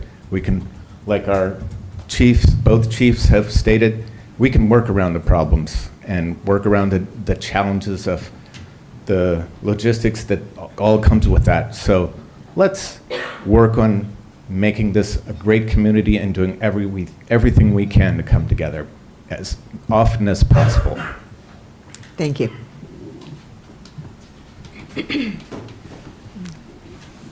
Daniel Jaxel, 28 Morris Avenue. When COVID hit, there was a national finance emergency and there was a national health emergency. So people were doing regular and irregular things, abnormal things. And one of them was the road closures. You couldn't serve people inside. So everybody pulled together. We would sacrifice whatever we had to do to get past that. Fast forward post-COVID. We don't have, the roads are owned by everybody. There's no special interest. Private individual or restaurant or non-restaurant. I want to co-opt this public street for my financial gain. You can't do that. It belongs to all of us. That's why when I hear this majority, minority, what does the survey show? That a majority would favor, I don't know if a majority, maybe a majority of Summit residents would be against it. I don't know. But I don't see the relevance when you're talking about public streets anymore if you're talking about public parks or public buildings. That belongs to all of us. And of course, I hear this, well, it's not just to help out, it's not just to help out special interests, which I suspect it seems to be, but it's to help the whole business community. Watch the December 6th, 2022 council meeting where SDI's hired consultant talks to everybody about his report. I want to know if there was any empirical evidence that he presented, that the business community was somehow going to improve the business district. There was none. Not one piece. There was assertions by him. Oh yeah, of course it brings people together. But what surveys, anything what we call empirical? I'll call empirical. Nothing. You also have businesses that tell you that they lost. As far as this, again, this majority-minority viewpoint, if Summit Avenue was closed and there's an accident on Summit Avenue and there's an emergency on Maple Street, or Maple Street is closed, or you come home and somebody says, oh, by the way, our neighbors down the street was hurt, and they felt if Maple Street had been open, there would have been a better response time, or maybe there was a fire, that maybe there would have been a better response time. What are you going to say? Are you going to say, gee, that's too bad, but isn't democracy great? No, the roads belong to all of us. Vote no, not just for a few. Vote for all of us. All Summit residents.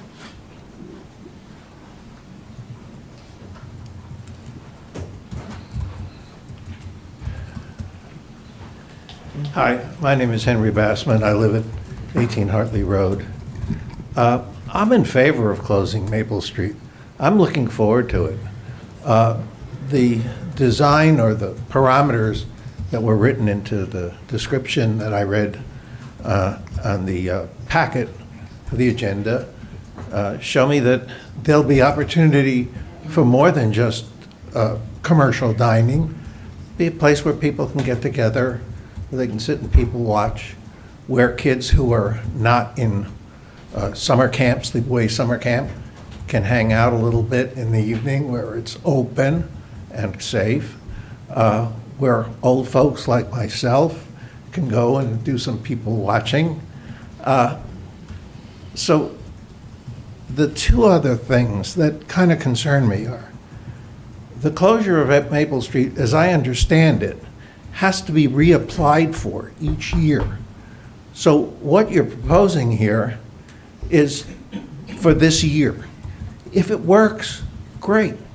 If it doesn't, won't happen again. The other thing is, a lot of concerns have been raised, and they'll be addressed, I'm sure, in implementation. The final thing is, I hear a lot about there are only 2 thoroughfares to get from northern part of downtown to the southern part of downtown. And everybody who complains about closing Maple Street, leaving only one access, north and south, forgets about Morris Avenue and Broad Street, which are broad, large thoroughfares that take you very quickly from the north side of the business district to the south side of the business district. It's going to be fine, and I think it's going to add to the quality of life in Summit. Thanks. Thank you.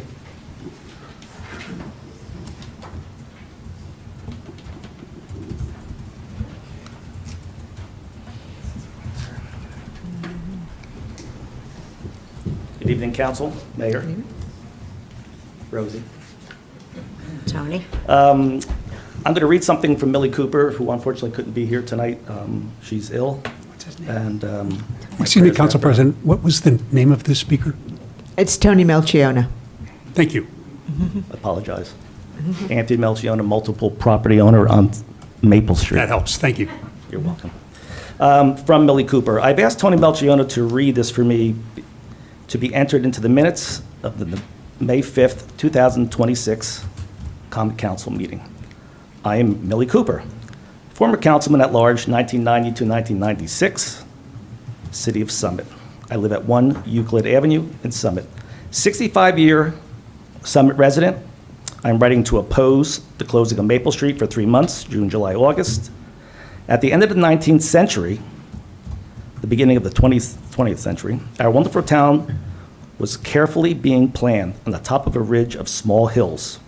The streets were laid out in an orderly and safe manner. At the turn of the century, as the automobile came into being, the city's fathers, Common Council, worked and discussed many hours the street organization for the new community. With beauty and safety at stake, they made the decision to depress the railroad tracks. Yes, one day the railroad actually ran above ground to make traffic more free-flowing and natural. The railroad station and the village green were designated as the natural gathering place. This configuration remains today with Summit Avenue and Maple Street flanking Beechwood Road, and Union Place with the railroad station at the center. It remains that way today. Our citizens and shopkeepers are expecting that natural flow they speak of and ease of our town. Please do not interfere with the ease of travel to our houses of worship, our schools, ball fields, the Ys, pharmacies, retail shops, and so forth. Beechwood Road is the natural place for action, music, singing, dancing, and lovely entertainment. It is wider, more open-looking, and it spills over asking for more fun. Maple Street does not. Its job in life is to carry traffic and have sidewalks for retail. Do not make all of us detour around using our gas for a few restaurants to serve us in the street. Just doesn't make sense. Thank you for listening and the time you give the community. Appreciated, Millie Cooper, who is one of the grand dames. I see I only have 30 seconds. A little bit of facts here as far as property owners on Maple Street. The west side of Maple Street, which the Finn Restaurant is on, 5 of 6 property owners are not in favor of this, including the property owner of Finn Restaurant. On the Elk side, 6 of the 10 property owners are not in front of this, nor are there businesses, nor are there residents, and nor are there offices above and below. 3 of those properties are on the sidelines, quote, as they've told me, Summit House, and the one building that I mentioned on the west side of Maple Street, which houses Nando Jewelers and Love Story, are owned by the same Walter Trust estate.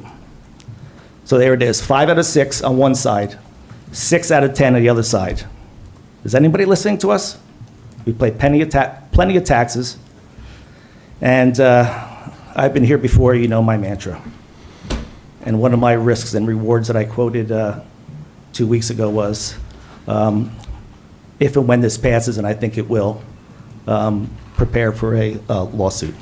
Thank you.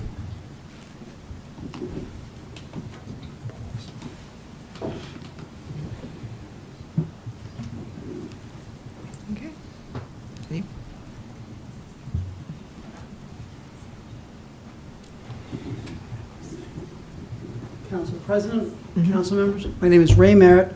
I lived in town for a very short period of time, 23 years. So I can't compete with the people that are lifers, but I have a vast experience in the restaurant business, in eating and enjoying the outside dining all over the world. I will tell you that one of the problems I have with Summit is that you are adamantly opposed to any change. The way the world is going, we need change. We saw it in COVID, we ate outside, they bent the rules everywhere to give opportunities to eat outside. I've been working constantly to go find places to eat outside.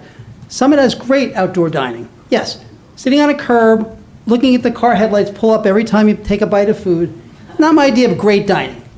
I don't know, no cast aspersions to any restaurants in town. It's nice to sit outside, but it would be nice to have a town where you could go to a place a few months a year in a convivial environment, friendly environment. Yes, it's a few restaurants, but you can go, public tables, public chairs, some restaurants that have outdoor dining, and have a nice meal. I have a huge family. I have a lot of friends from out of town. It brings people here. We use it all the time. It makes it a destination. And I will tell you, we have a farmers market that brings 3,000 to 4,000 people in here a week that are not from Summit. It brings business into town. I believe in my heart of hearts that having the restaurant space and the outdoor space for a couple months here, when a lot of residents are not here, and the idea of the traffic being a problem, we have the experts here, the professionals, police and fire, telling us it won't be a problem. I feel for the property owners. It's the old not in my backyard problem. So there's not going to be anywhere in the town or the city that we're going to have, that we could do this, that someone's not going to have a problem with it. If you put it in a park, the people who live next to the park are going to have a problem. If you live by a school, you have to deal with school buses. If you live by a Tatlock, you have to deal with lights. It's going to inconvenience someone if you do anything. And I'm sick of hearing, I've been here 23 years, the number one topic in Summit is parking. Okay, we have gigantic parking lots in the back. I drive by them every day, they're empty. So people have to learn they can't park in front of the store they might want to go to, or the hairdresser, or the deli they want to go to. They can park and walk a little bit. We have to change the way we do business if we want to thrive and have a community where it's interesting to be in. And I'm not going to worry that I can pull up in front of Starbucks, run inside and get my drink, and run back out to my car. I agree. So somebody said we should close every street in town. I would love to close every street in town. This should be a pedestrian town. Park all the cars out of town, like Boulder, Colorado. There are lots of towns. Close the entire town. Then you wouldn't have any worries about getting in and out of town, getting parking spots, 15-minute spots, getting parking tickets, people double parking in the crosswalks. It's a nightmare. Please, Chief, no offense. But I'll tell you, we have to change the way. Thank you. Thank you.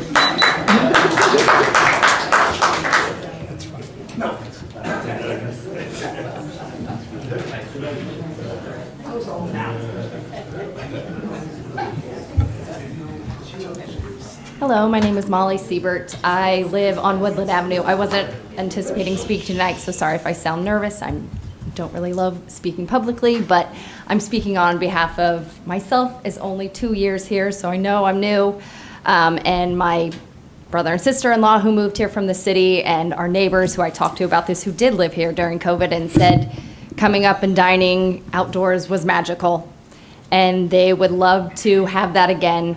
And I understand there are a lot of different issues, and I feel for people who have businesses and the safety issues, so I thank everyone who would make it possible if this is so, and maybe it's not Maple Street, maybe it's somewhere else.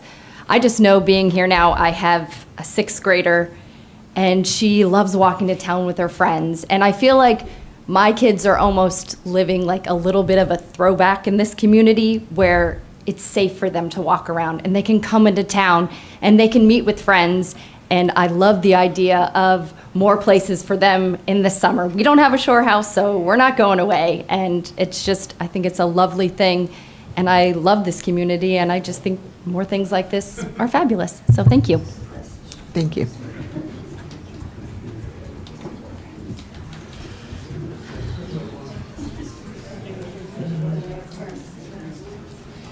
Okay, is that it?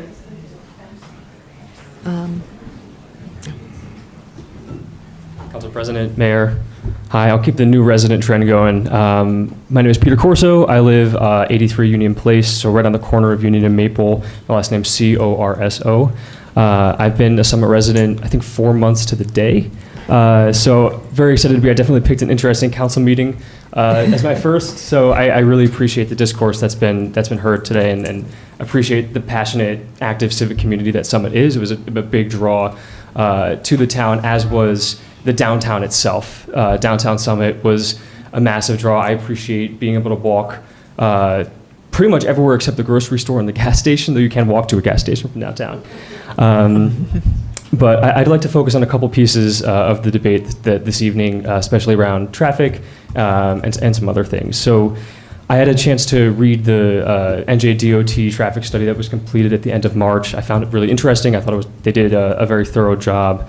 And I think the biggest takeaway for me, which the police chief echoed, was that there will be minimal increase in traffic volume to the Summit Union Franklin intersection as a result of the closure, that other relevant intersections will operate at similar levels during the closure to how they operate now with Maple Street open.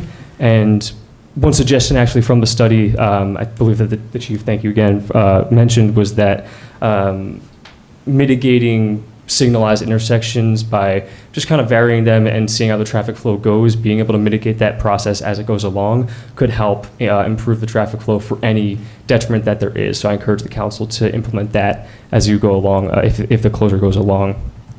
Separately from the study, it's my understanding that there will be space for neutral seating, whether that's space for yoga mats or someplace to set up tables for neutral dining, I guess is the term.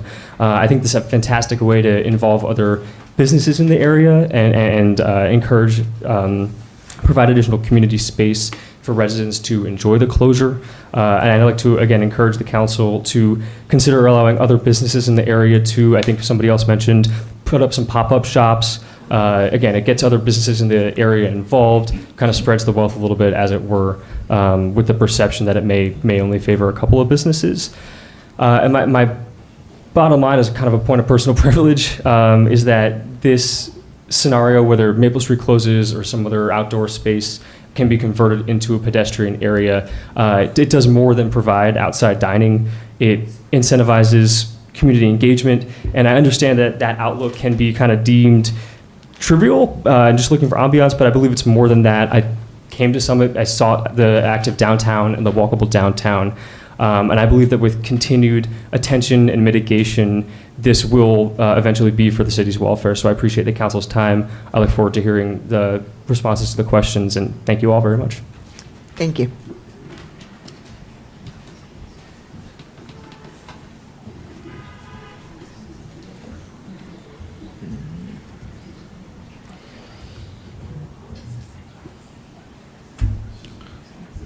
Good evening, Anonymous. It's only 3 minutes, but I'm against this whole council majority. So I'm doing a documentary, and I'm going to highlight my attendance in Summit, and my documentary will also explain why I'm against its final adoption and why I'm against this council majority in general. So, start off. Jacqueline, smile, you're on camera. Or not. Michelle, smile, you're on camera. There we go, we got a giggle. All right. This was hard, wasn't it? Bob, smile, you're on camera. Bob was always good to me. Gave me shit. He always was willing to take criticism. Claire, you're on camera. Smile. Come on. Come on. So we're going to still do the discriminatory tier status of non-residents speaking last.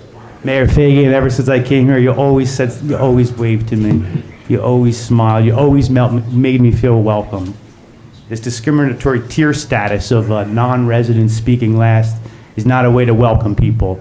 And it doesn't align with your political values, to be quite frank. It's the kind of mentality back when slavery existed, back when women couldn't vote.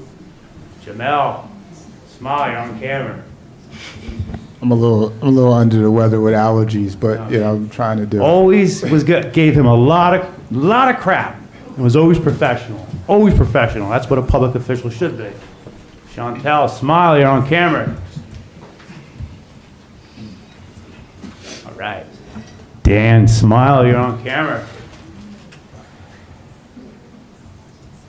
Okay. Yeah, so it doesn't matter what I say anyway. You guys don't care. This council majority doesn't care. So I'll just overlay some comments about my experience of each one of you, and I'll turn my 3-minute public comment into like a 15-minute video, and I'll give my analysis, why I'm against this final adoption, why I'm against this council majority, you know? So let's just get a couple shots that I'll need for my documentary.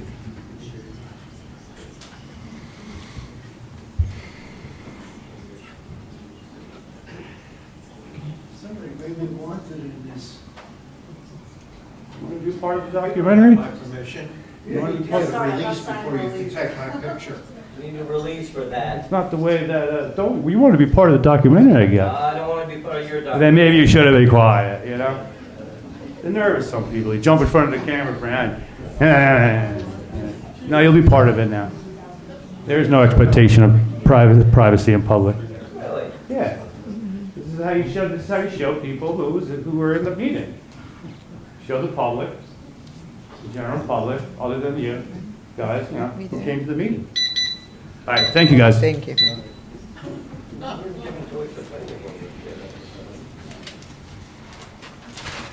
Anyone else? Okay, then the public comment portion of the hearing is closed. We can move on to council member comments. Councilmember Belowski, lead us off.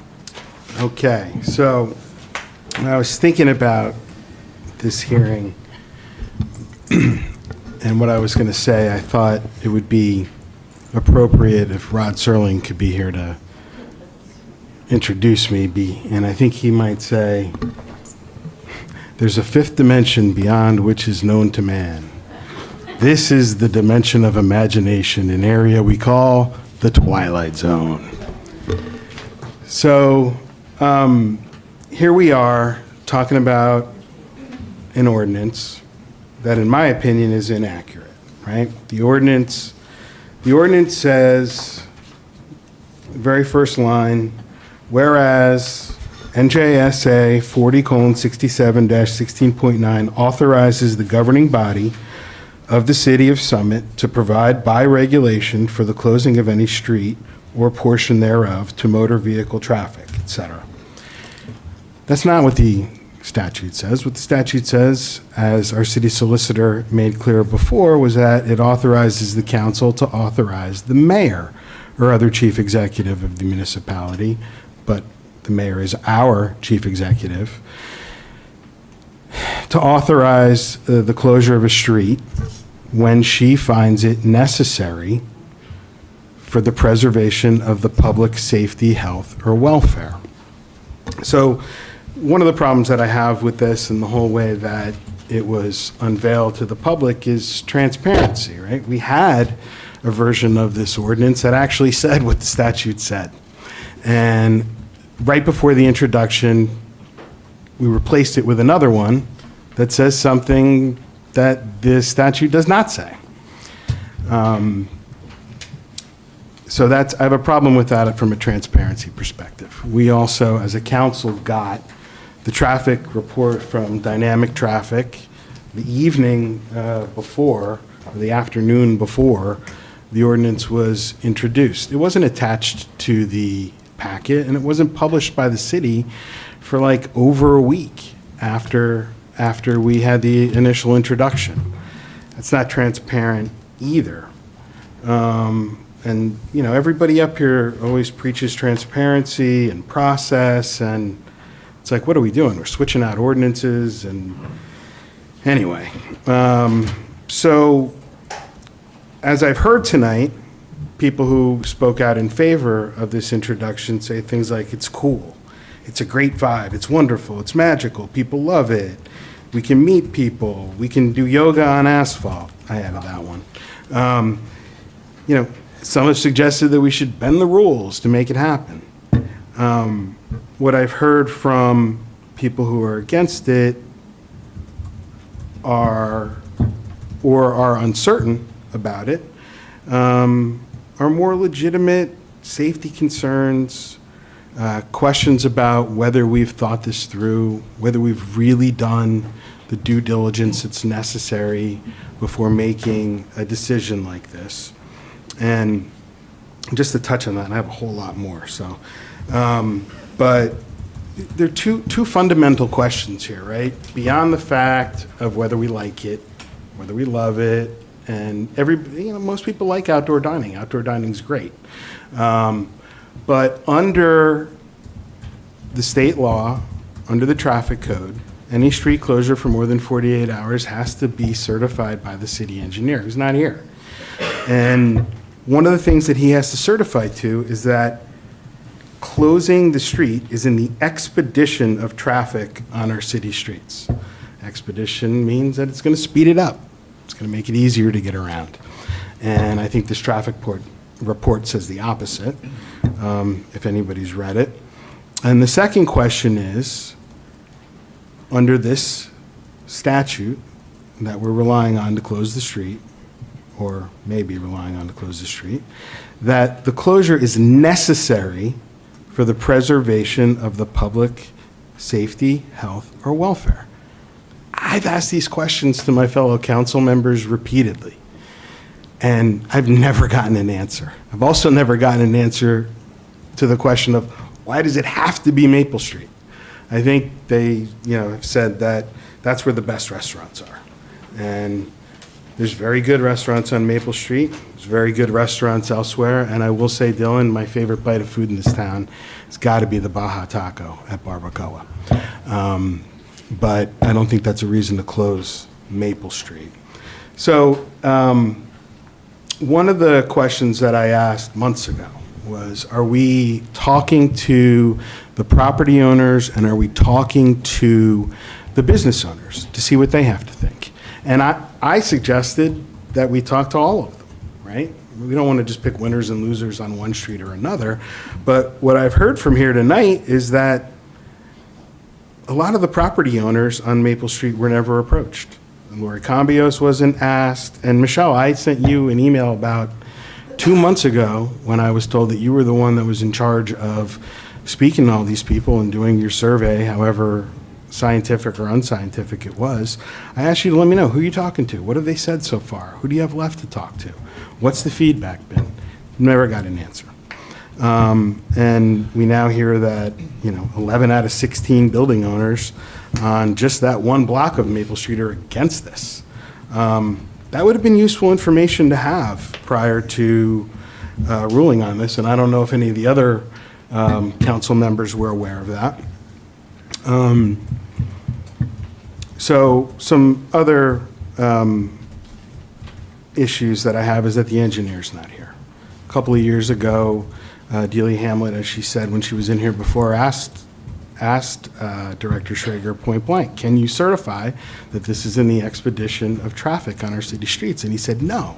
And I had a whole bunch of questions that I would have asked Director Schrager or even Dynamic Traffic if they were here, and they should be here, right? I mean, this is an important hearing, and people are saying trust the experts, trust the experts. Where are they?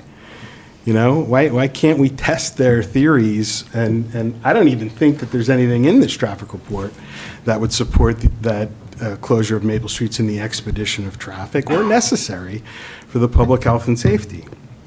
Some of the questions that I would have asked Director Schrager is, do you still have to certify that the closure is in the interest of the expedition of traffic on our streets? And he would have said yes. He'd have to say yes because that's the state law.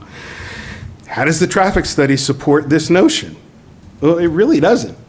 It says that it will slow it down a little bit. And maybe it's just a little bit, but that's not expedition. What's changed in the last few years? I don't know what he would have said to that. I don't even know if he's going to certify to this. I think he's put in his resignation, and I don't know when his last day is going to be. I don't know when the certification is going to come. It's my understanding that emails and documents have been exchanged with the DOT already, and this goes back weeks. I've asked for them. Nobody's given them to me. Another question that I would ask is, did the dynamic traffic study account for the fact that the tier garage or portions of it are going to be closed over the exact same time that Maple Street's closed? I don't think that they did. They don't say anything about it in there. And I don't know how many, there's 200, 300, 400 parking spaces in there. You know, people are going to come to Summit thinking that they can park there like they usually do to go enjoy a meal on Maple Street, and they're going to find that there's nowhere to park. Isn't that going to be more cars driving around just because of that unique circumstance that the parking garage happens to be closed this summer? Is that something that we should be thinking about? Maybe this isn't the right year to do a test run, as Mr. Bassman noted, that this has to be renewed year after year. Maybe next year's the right year to do a test run. Did the dynamic traffic experts account for the fact that although our public schools were in session, our 3 private high schools were away on spring break? Did they account for that? I don't know. I don't think so. Doesn't say anything about that.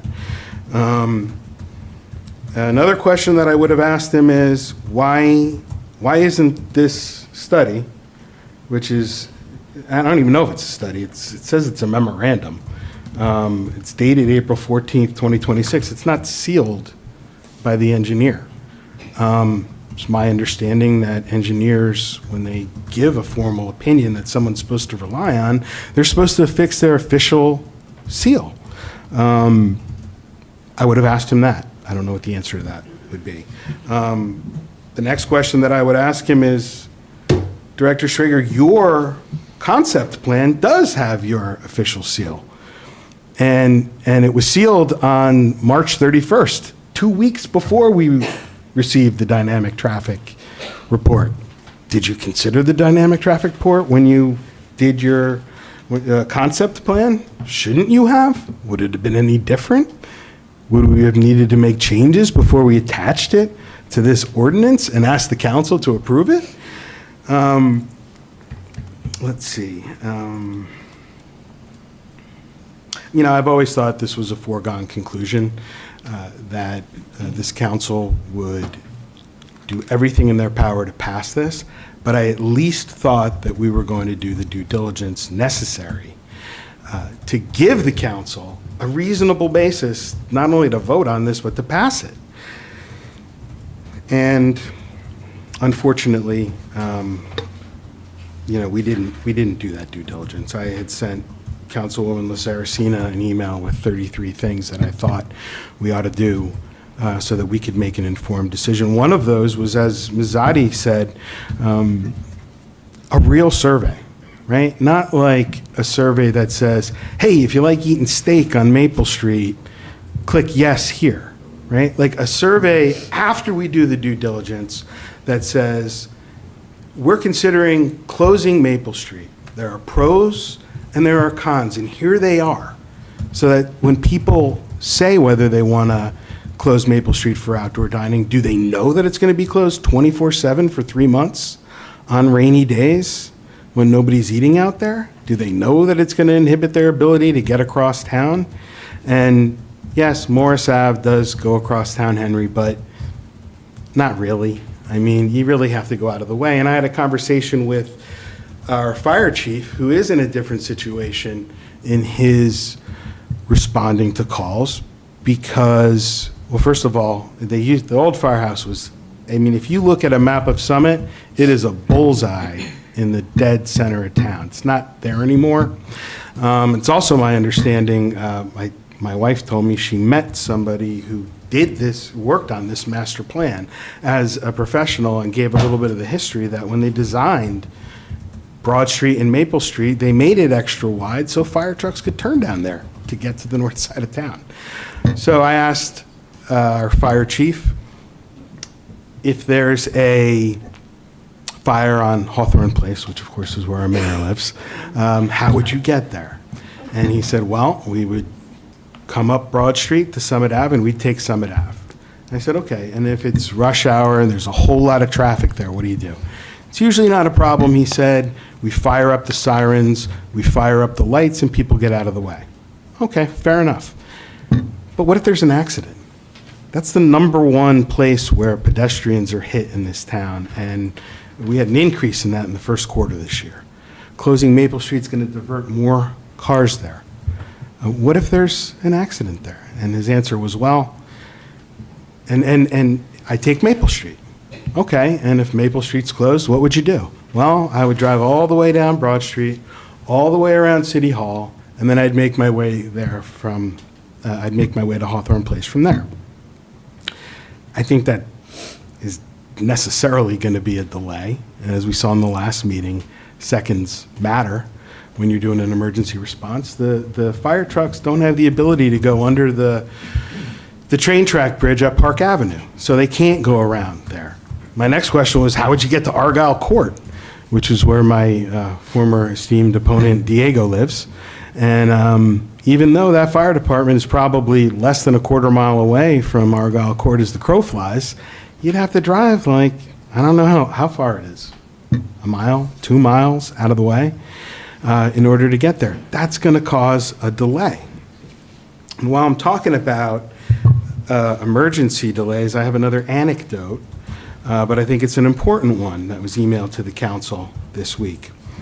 And it has to do with an incident that happened in Millburn before they made the decision to no longer close Main Street. My name is Sue Valles, and I have been requested to make a statement regarding your proposal to close a street in Summit for outdoor dining. The reason for this request is because I live in Millburn and my late husband Armando was a victim of such an occurrence. You see, on July 1st, 2023, Armando suffered a heart attack, and the Millburn First Aid Squad, as wonderful as they are, had such difficulty navigating through the streets due to Main Street being closed for outdoor dining and fun. During this harrowing ordeal of twists and turns in a town full of people, and the added time it took to get him to the hospital, Armando suffered another heart attack. No one knows what this is like until you've experienced it, of which I hope no one ever has to. Luckily, he survived, but with consequences. He had to be hooked up to a life vest, external defibrillator, and cease his cancer meds, of which he was on for years to control his cancer from spreading. He was doing well prior to the incident. Unfortunately, after this incident, my husband had to stop his cancer meds for some time, and every time he restarted, it put a strain on him due to damage from the heart attacks and had to stop. He just passed in December, the saddest day of our lives. I firmly believe the urgency of getting him to the hospital may have prevented additional damage, and he could possibly still be here with us. This we will never know. And she says some other things, and I'll give this to Rosie to put in the minutes if anybody else cares to read the balance of it. But these are real concerns, and they are things that could come to pass. So I have some more questions that wouldn't have been for the engineer that I have also asked my fellow council members, and I still haven't gotten any answers from them. And I mentioned this before. Why does it have to be Maple Street, right? Outdoor dining is great, okay? People love outdoor dining. But the only answer that I've gotten, again, is that that's where the restaurants that they want to go to are. Are there any other options? I know Mayor Fagan, and she may speak about this, has made other options. Our master plan suggests other options. They thought about this back in 2000, and as Millie Cooper's statement said, Beechwood was the road that they came up with. It's not quite the through street that Maple Street is. You could close Beechwood between Bank Street and Springfield Ave, have a nice outdoor pedestrian plaza, still allow traffic to flow around, and not lose the parking at the Bank Street lot. The master plan suggests some other things as well. It talks about our traffic circulation, and it talks about different kinds of roads. And Maple Street is what's known as a collector street, where traffic from main streets go when they can't get through those main streets. It's vital to our infrastructure.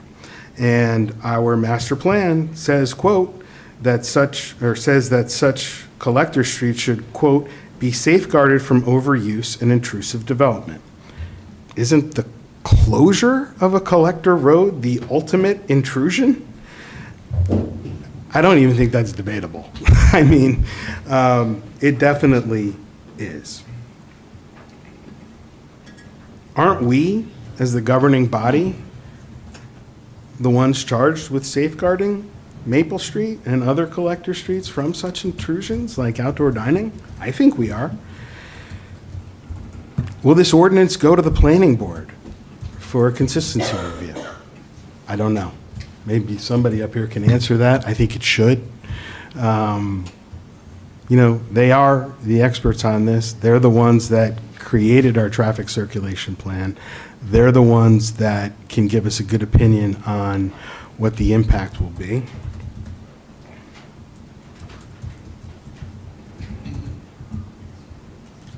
Someone, again, and I mentioned this before, but somebody mentioned that, the not in my backyard concern, and that, people are always going to be against something. I think we should at least ask.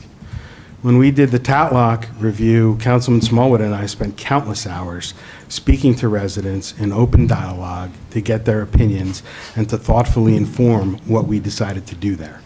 That has not happened here. It just hasn't. Again, 11 out of 16 building owners on one block of Maple Street, and we don't know about the other one, are against it. A number of business owners came out here tonight and said that they were against it, that it hurt their business. At the last time that we talked about this, someone came in and said that they rely heavily on people driving by and something in their windows catching their eyes. They can't do that when the street's closed.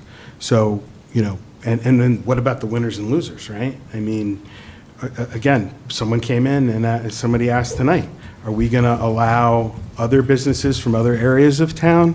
I think Tony Melchione asked at the last meeting, this is a public street, right? It belongs to the entire city. Should there be an open bidding process on the tables?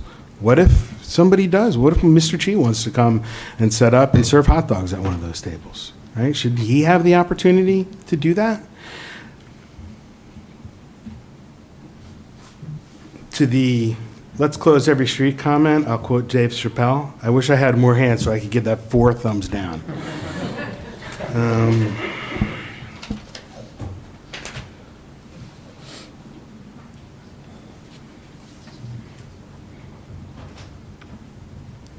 The last one, this is a little out of order because I wrote it late on the upper side here. But again, we've heard people say tonight, you can read the traffic study. I think one of the chiefs said it tonight, that this will have minimal increases in delays. And that's according to Dynamic Traffic's unsealed, possibly a study memorandum. How is that the expedition of traffic? So we have 2 major legal hurdles, and I'd love to hear from any of my fellow council members about how closing the street will expedite traffic on our city streets, and about why it's necessary for the preservation of the public safety and health. And if nobody can answer that question with a good answer and evidence and data to support it, I don't see how we could possibly vote to approve this ordinance. That's all I have for now. Thank you. Council President. Councilmember Boyd. I'm not going to be 20 minutes. I'm so sorry. Telling you right now. Oh, Thank you. That's right. I'm so sorry. Councilmember LaSaracina has a family issue and needs to leave, so I want to give her the time.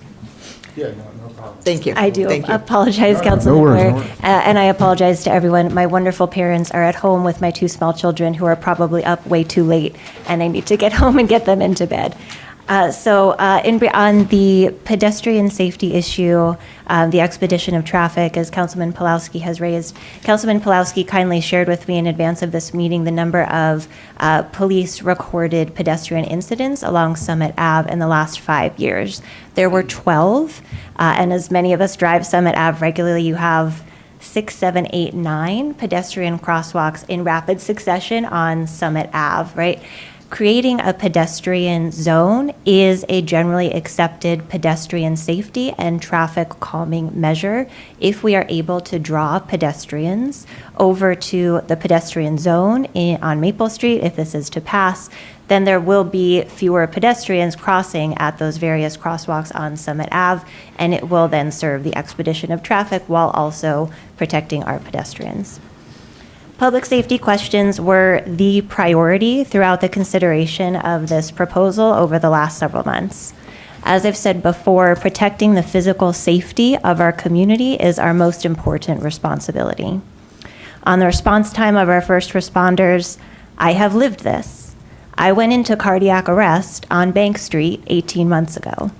I am only here because of the grace of God and the remarkable response time of our Summit Police Department, who happened to be on a nearby call. I didn't choose to put my life in their hands, but if I could, I would choose them every day because we are blessed with the best. When we have important questions, such as those regarding public safety, we ask our experts, and I put my trust in our career public safety professionals. If the risk of temporary road closure to pedestrians were intolerable, we wouldn't allow any discretionary road closures, right? We wouldn't allow arts and cars, the Halloween parade, the charity runs, such as the one we had for the Y this past weekend, pop-up closures for neighborhood block parties. But we do allow this because we've decided as a community that the potential benefit is real and we can effectively manage the potential risk. Yes, the duration is different, certainly, but the nature and magnitude of the potential risk is the same. In addition, on the public health and welfare, it's more than vibes, and scientific studies support this. Community gathering and outdoor activities have a real, measurable, positive impact on public health and welfare. I have several recent studies that I can cite. If you're interested in them, please email me. I'm happy to share them with you. We have Jackson and Stevenson et al. From 2021. We have Kondo Shiba et al. From 2023. And we have Wynn, Blair, and Pike from 2024, amidst others. This is real, bringing the community in a healthful way. Summit is not immune to divisiveness. You may have observed some of this if you were on local social media pages over the last several weeks. We are a community, in my view, that could use some healing and some coming together. So I am supportive of this temporary closure for several weeks. Thank you. And with that, I unfortunately have to go. Thank you. Thank you, Councilmember. Okay. I'm sorry. Back to you, Councilmember Boyer. Thank you for yielding the floor. No worries. Jacqueline, I hope everything's okay at home. So first, let me, just some housekeeping stuff. Dylan Baker, Mr. Baker, is a good man. We don't have a lot of time, but I still remember the first day that I met him. I wasn't a councilman. I was just somebody that was looking for a place to eat. His restaurant was packed, and I was with a group of friends, my wife, and I didn't even know he was the owner. He was like, "Come on in, I got a spot for you." I mean, that was, that was great, and I always will think of him that way. His wife is an amazing person. His son, I coached in football. I like who I like. They're good people. And if you see my Democratic friends here, that always come in here, they're my friends too. They come in here and Boyer this, Boyer that. So, a little bit of signaling. I get it. This is not a Republican or Democratic issue. Like stop, right? And the lights aren't either. Certain people come up and make it that way, but it's not. It's just not. And I'm gonna keep it kind of short. But my thing is always security up here. I have 20, 30 years of keeping environments safe, and I provide that guidance to the council.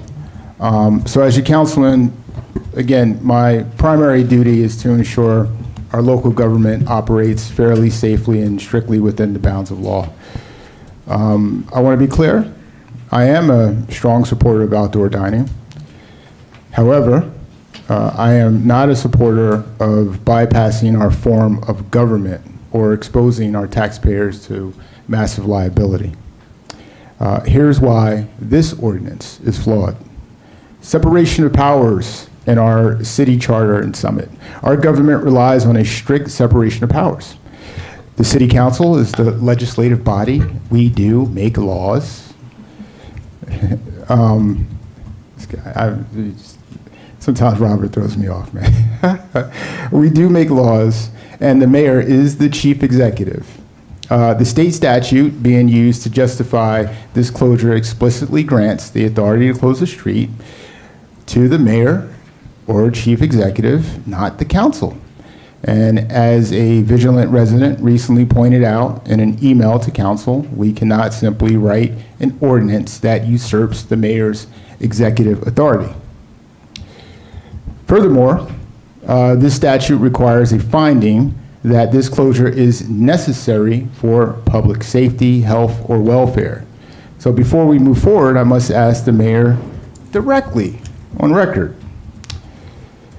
Mayor Fagan, do you find that the closing of Maple Street is strictly necessary to preserve the safety and health of Summit residents?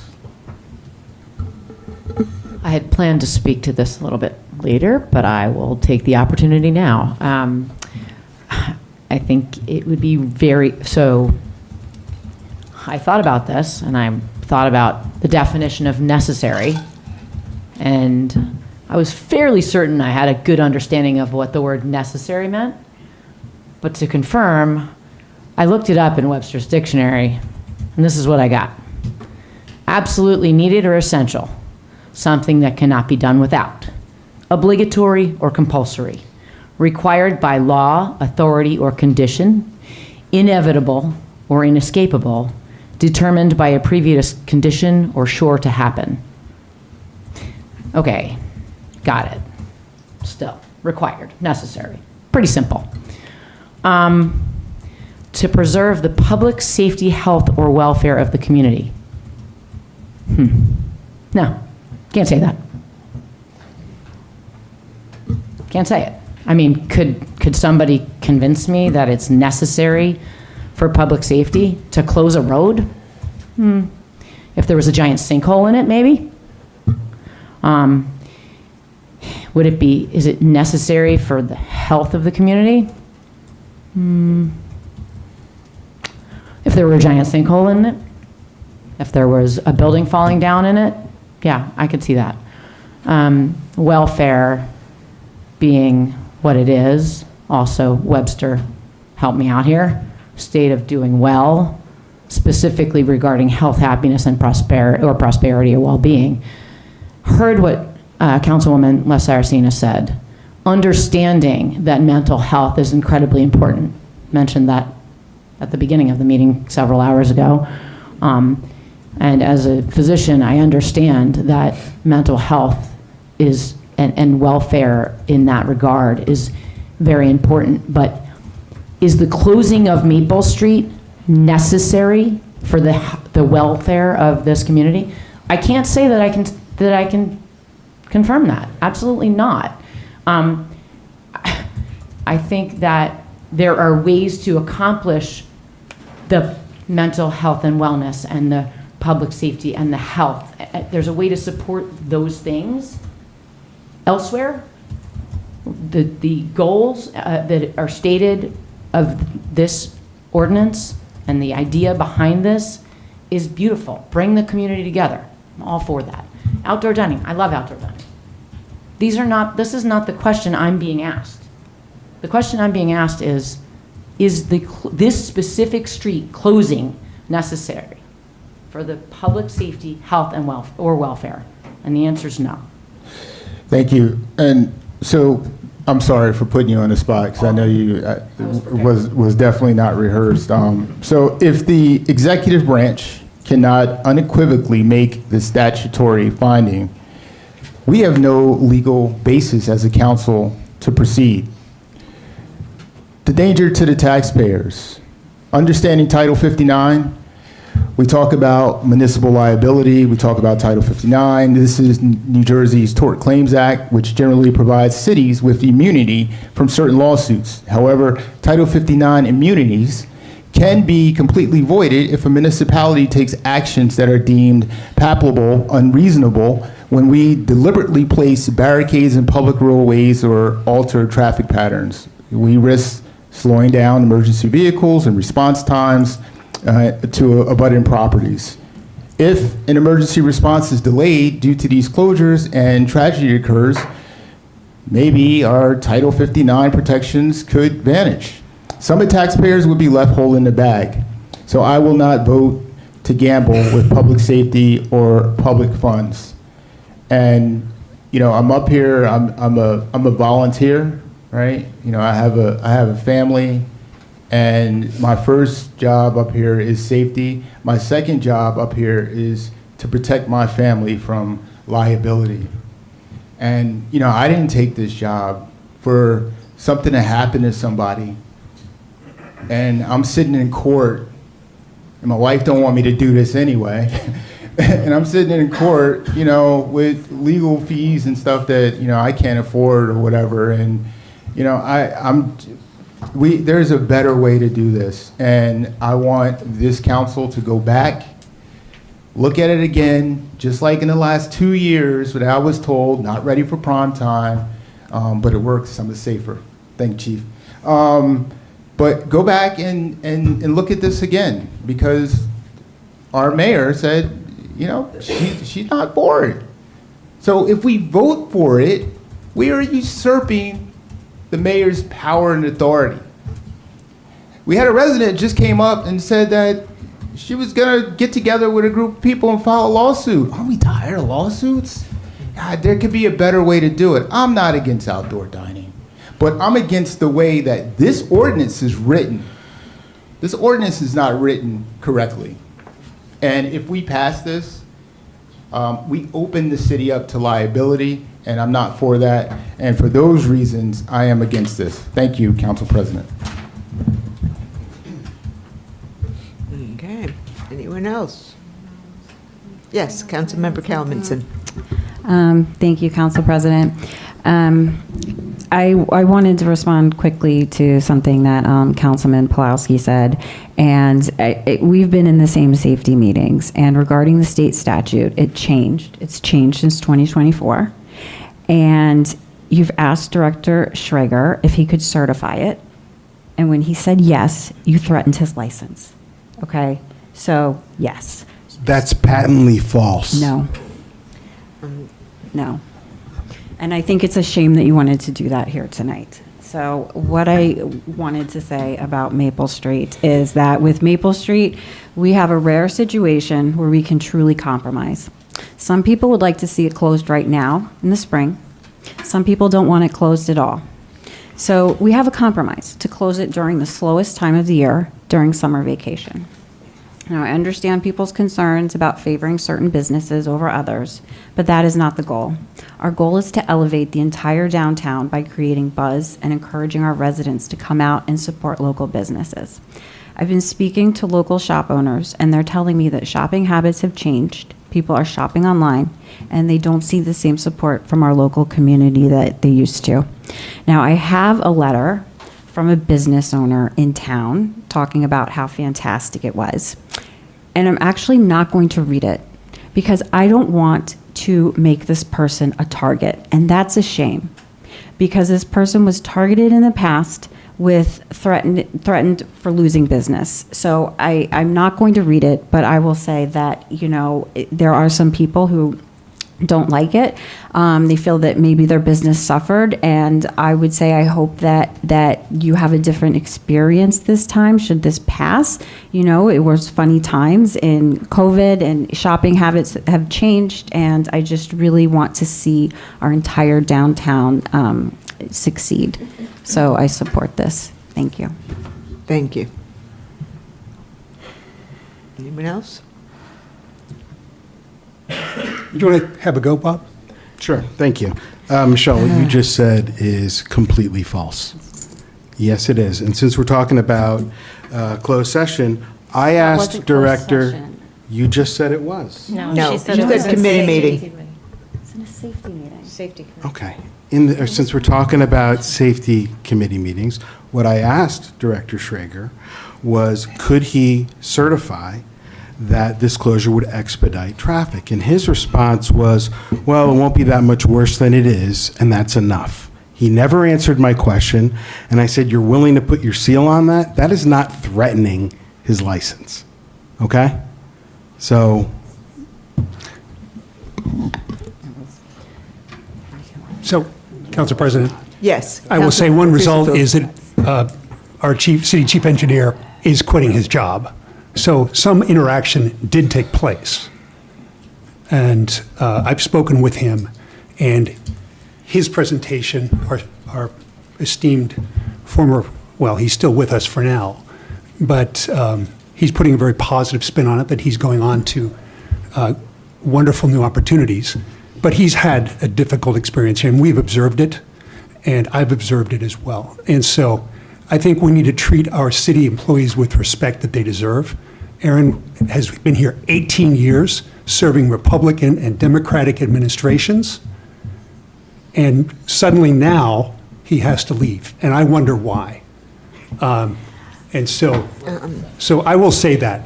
I will also say, Bob, I agree with you 100%. The Baja tacos are the best.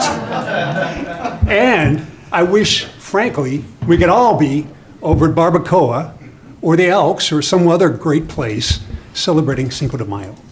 And so we're all here. I appreciate everybody coming out. We all care about Summit. Everybody, let me say, everybody from Summit that was here tonight cares about Summit. And you're passionate about Summit. We don't have the same, perhaps, vision for Summit. We've heard people that want it to be more convivial. Gemütlichkeit is a word that I promised I would not use tonight. It is an Austrian term that means like well-being, community, good spirits. And that's what I want for Summit. I think that outdoor pedestrian areas in town are one good way that can achieve that. The dog parks, the one that opened yesterday, is another great way to bring people together. I support Tatlock Lights, and I sure as hell am working collaboratively so that they can be on for the fall sports season. All of those are things that bring people together.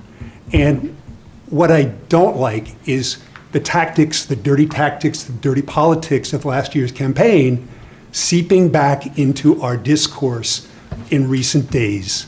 Some of those same attacks, underhanded, dirty, unfounded, and untruthful, and partial facts have been coming back, and those reflexes are damaging to Summit. We heard tonight somebody making insinuations about my supporters, all of whom I'm proud of. None of the supporters for our campaigns last year jointly were more than a small percentage of our total contributions. I'm not going to talk about the practices on the other side. You can look at those for yourself. Economic benefits. I also sit as one of my 16 committees, commissions, and boards on which I serve. I just got one added last week. One of those is the Economic Development Advisory Council. On that, I learned that the city has been working with Boston Consulting Group, a world-class global consulting firm that has an office here in town. They've kindly agreed to do a pro bono study for Summit to address risks to Summit's economy.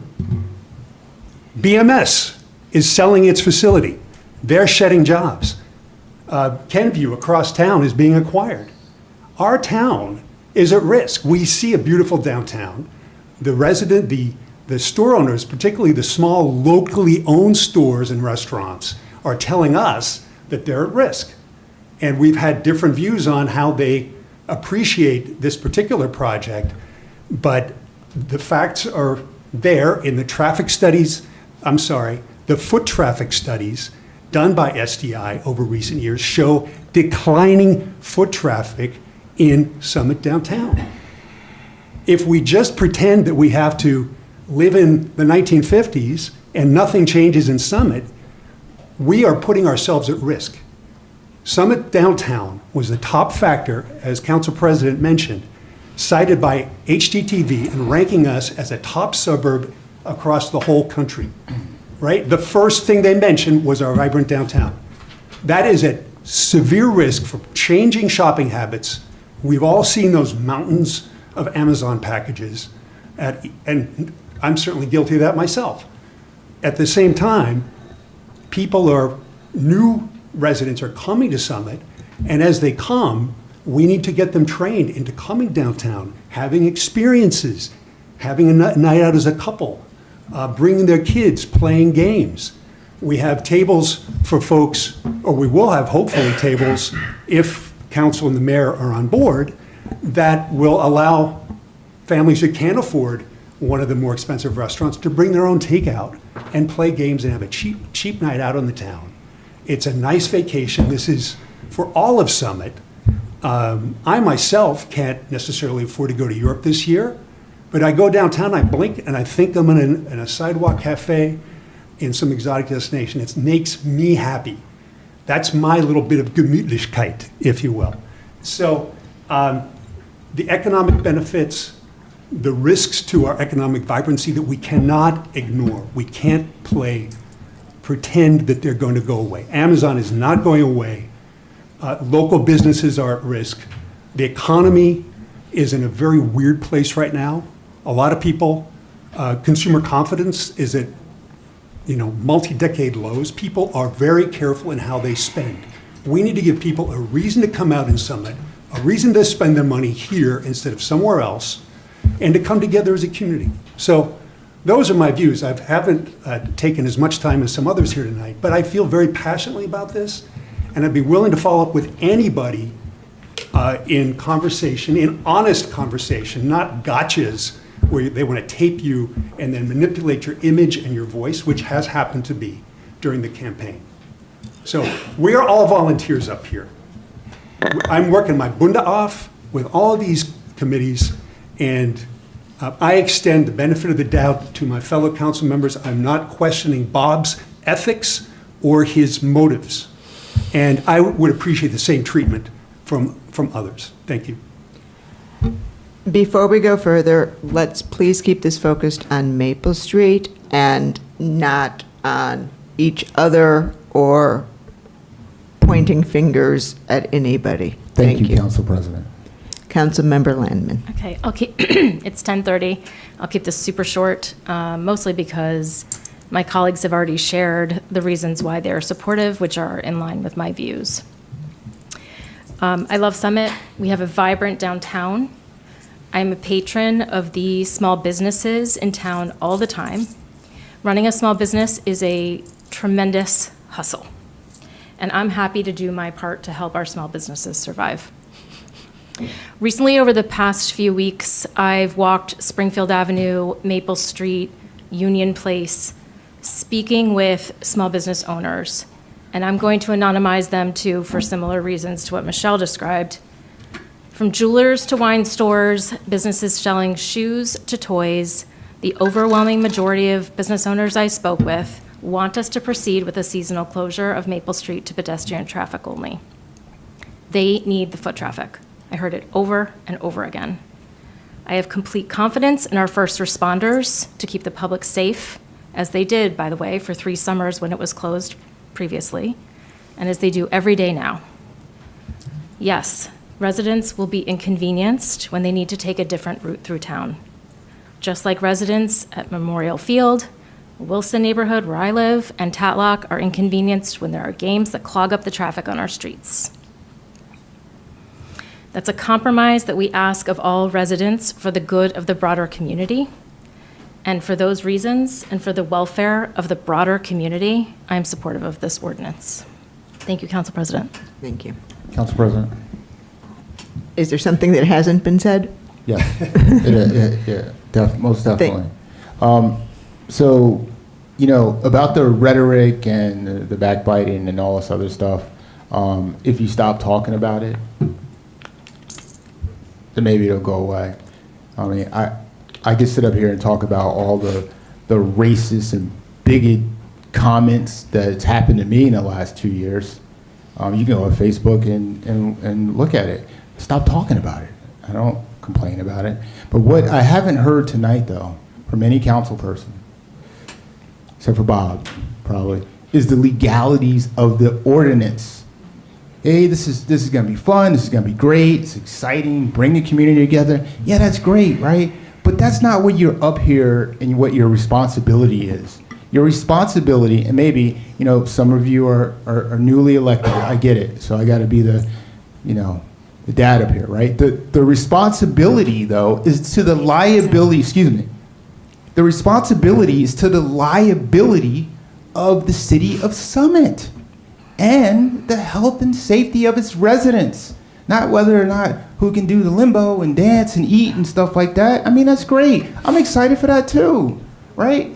But we have to address the legalities of this. So you're gonna pass an ordinance that the mayor is saying that she doesn't approve, the executive officer. Is that what we're doing as the legislative branch? Is that what we're gonna do? Speak to that. Thank you, Council President. So could I just have a follow-up to that? The legal standard here that we heard earlier relates to health, safety, and welfare. And if you apply that same standard, we would have no road closures because none of them are actually increasing safety, right? So no more block parties if we're going to be consistent in our treatment. You have to do it across the board, right? And so the term welfare accounts for all that stuff I talked about. It's the economic benefits. It's bringing the community together. That's the benefit here. And we're seeing that Summit's at risk. And necessary, I think that's a judgment call. But it's more than the safety we've heard over and over again has been addressed. And it's down to the benefits for our community. It doesn't matter what you think, though. That's the thing. It's the executive. Councilmember Boyer, Sorry. yes. Yes, Mayor.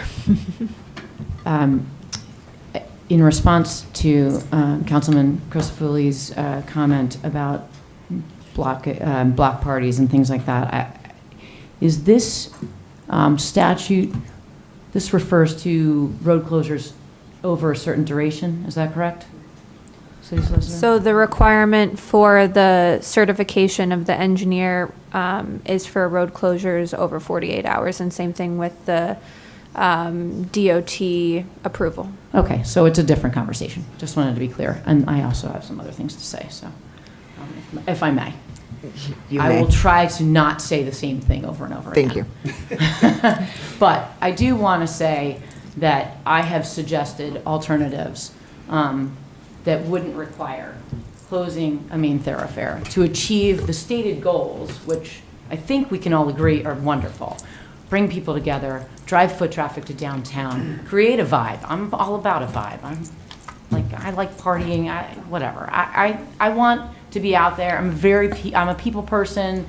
So I loved sitting on Maple Street when it was closed, but we're in a different time now. And I have suggested, Councilman Crisafulli, we had coffee a couple weeks ago, and I said, I have some other ideas about how we could accomplish this we could eliminate all of the conversations that we had tonight for the last 3 hours about safety by entertaining alternatives. I said this to Council President a year ago. There are ways to do this, ways to create this cool, place that, like, maybe other towns would look at and say, wow, I'd like to emulate that. It's so cool. And none of my suggestions were ever considered. In fact, I would argue they were ignored. So I kind of feel like and to Bob's point, why Maple Street? Why does it have to be Maple Street? Why can't it be somewhere else? Why couldn't it be the Bank Street parking lot Friday, Saturday, Sunday? And I have some ideas. I've shared them with Councilman Crisafulli, shared them with the Safety Committee, actually, in brief. And I'm happy to share them with anybody else who'd care to listen. So I will not do that because it's 10:40 and I don't want to do that to everybody, but I do have some ideas. I think that, I think this ordinance is problematic for a lot of reasons. And I've tried to make it work by asking about fixing the intersection at Summit, Franklin, and Union Place. We've been talking about that intersection for 2 years in the Safety Committee. You know what?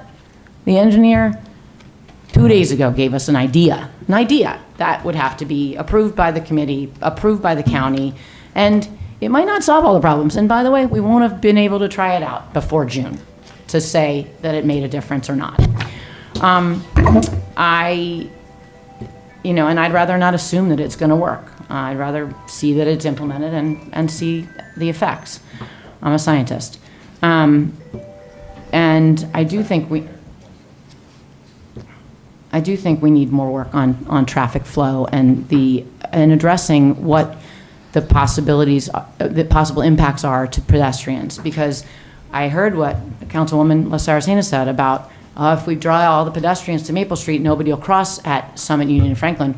But see, the problem is there's a train station there and a parking garage there. So there are still going to be people that cross there. And so I'm just saying, it's a problem intersection, and we've known it for 2 years, at least 2 years.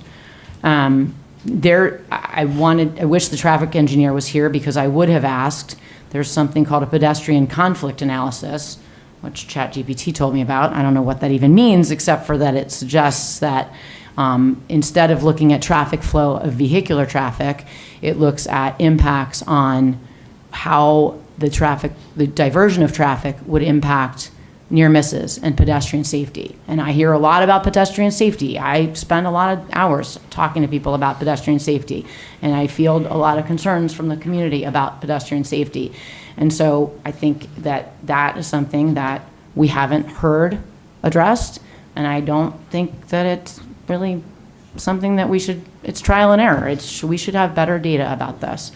I haven't seen anything, and so I'll go back to, can we deem this necessary? And I would argue, I would love to see the studies that Councilwoman La Saracena noted, but again, I'm not sure that it's necessary to preserve mental health and wellness, because I've already stated that. I will not repeat myself there, but our public safety officials haven't given anything in writing to say, yeah, this all looks great, perfect, I sign off on this, and yay, it's going to be awesome, and everybody's going to be safer.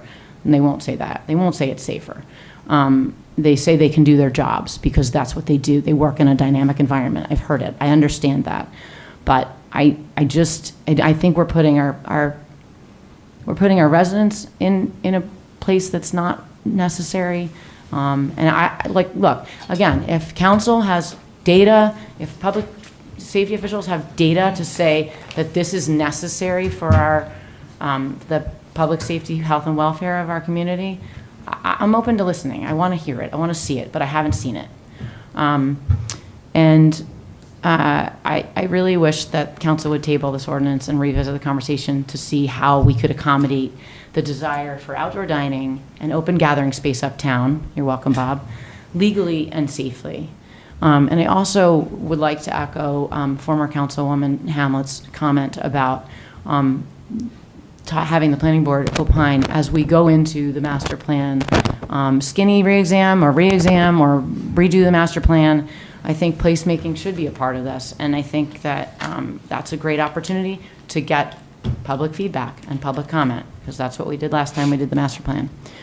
And then I want to mention, because somebody mentioned it to me, and I wasn't aware of this, but in 2022, while Maple Street was closed, there was unplanned utility work on Beechwood, and Summit Ave traffic was a mess, and it did delay ambulances getting across town.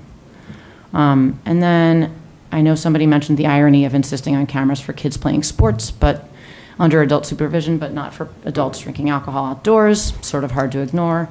And then there are two more points, and then I will let everybody, I'll yield the floor. But I have said this many times, just because people want something doesn't mean it's the right thing to do, okay? We need to do things legally and safely. That's our charge as elected officials.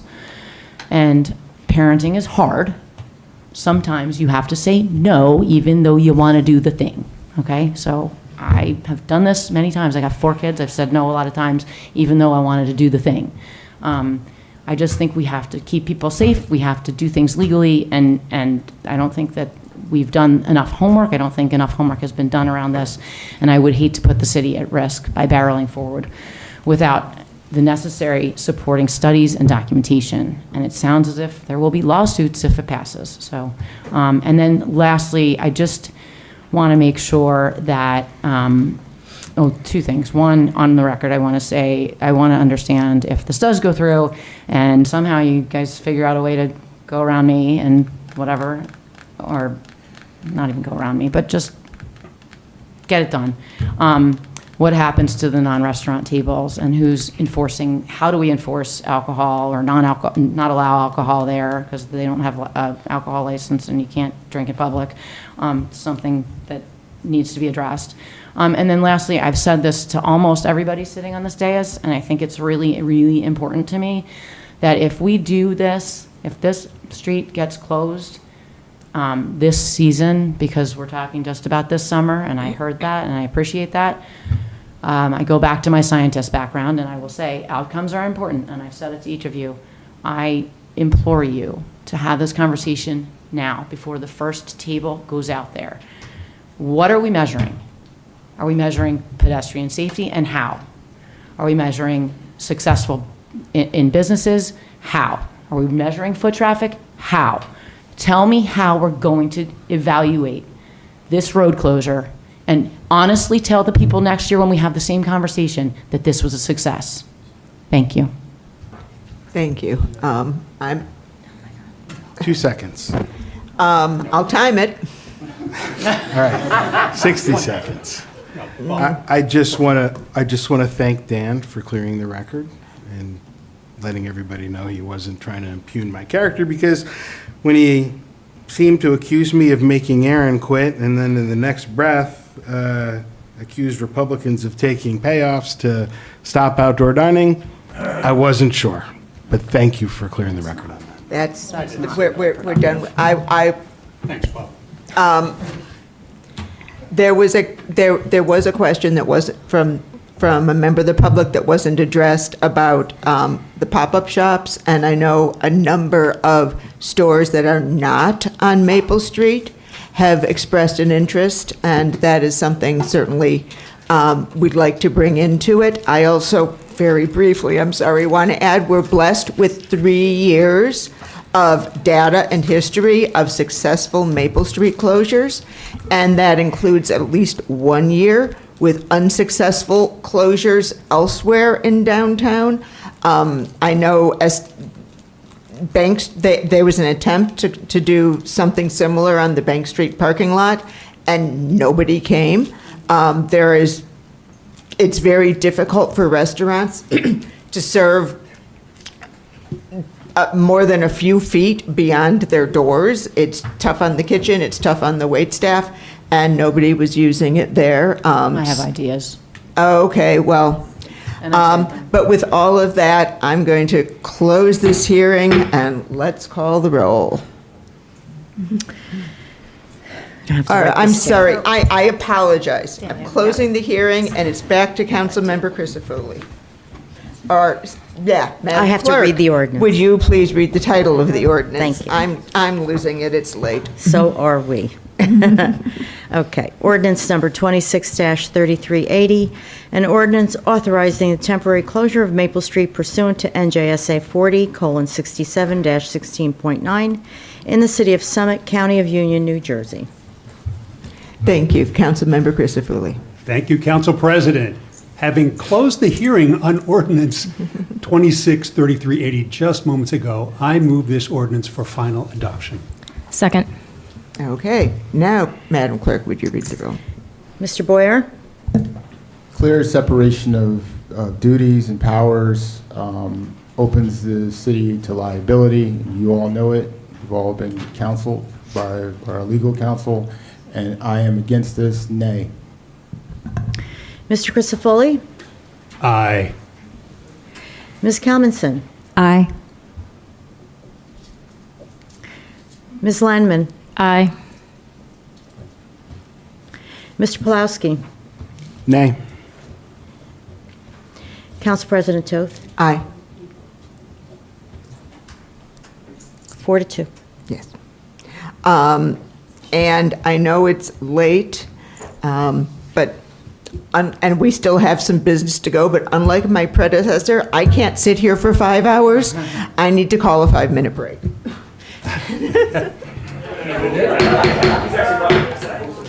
Okay, can we get back to this? And we're going to see, we're going to see if we can set a new road test record.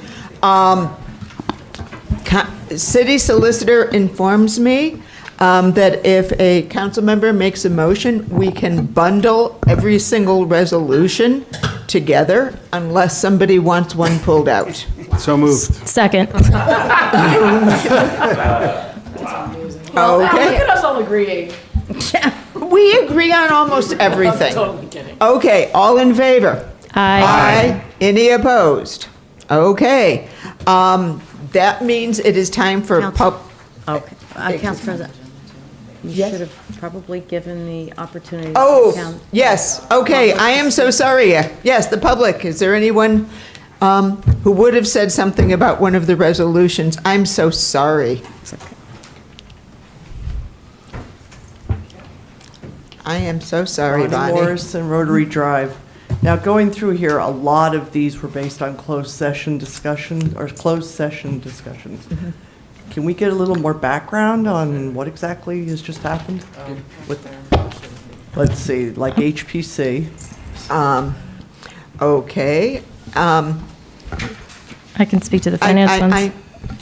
Can one of us just give a rundown? Yeah, I mean, I can go through this. HPC, we had the opening on HPC, and Kristen Pekka, who is an architect who has been on the Rent Commission, applied to move over to HPC.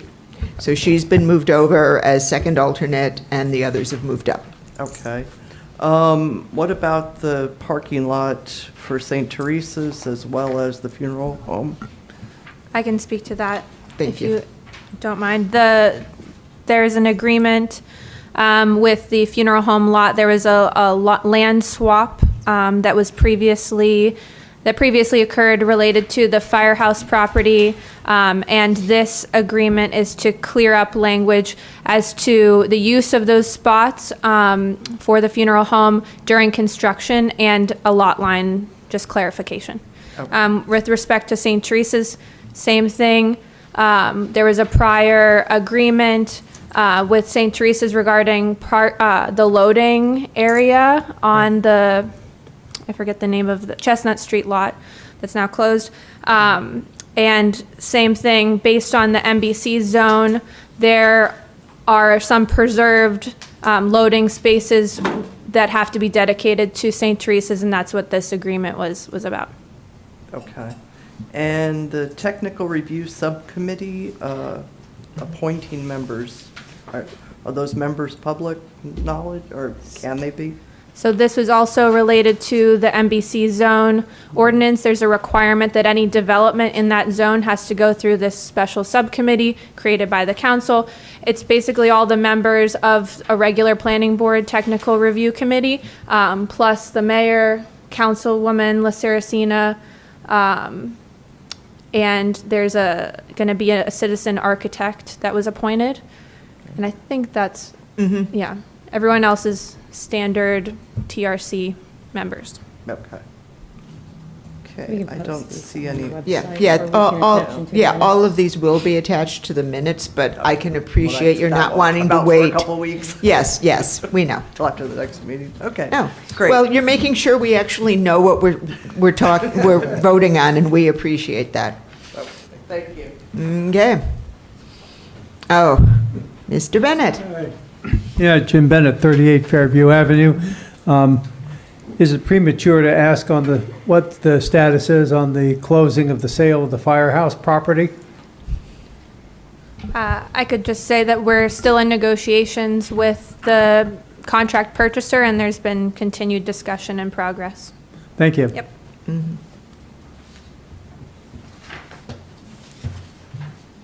Okay.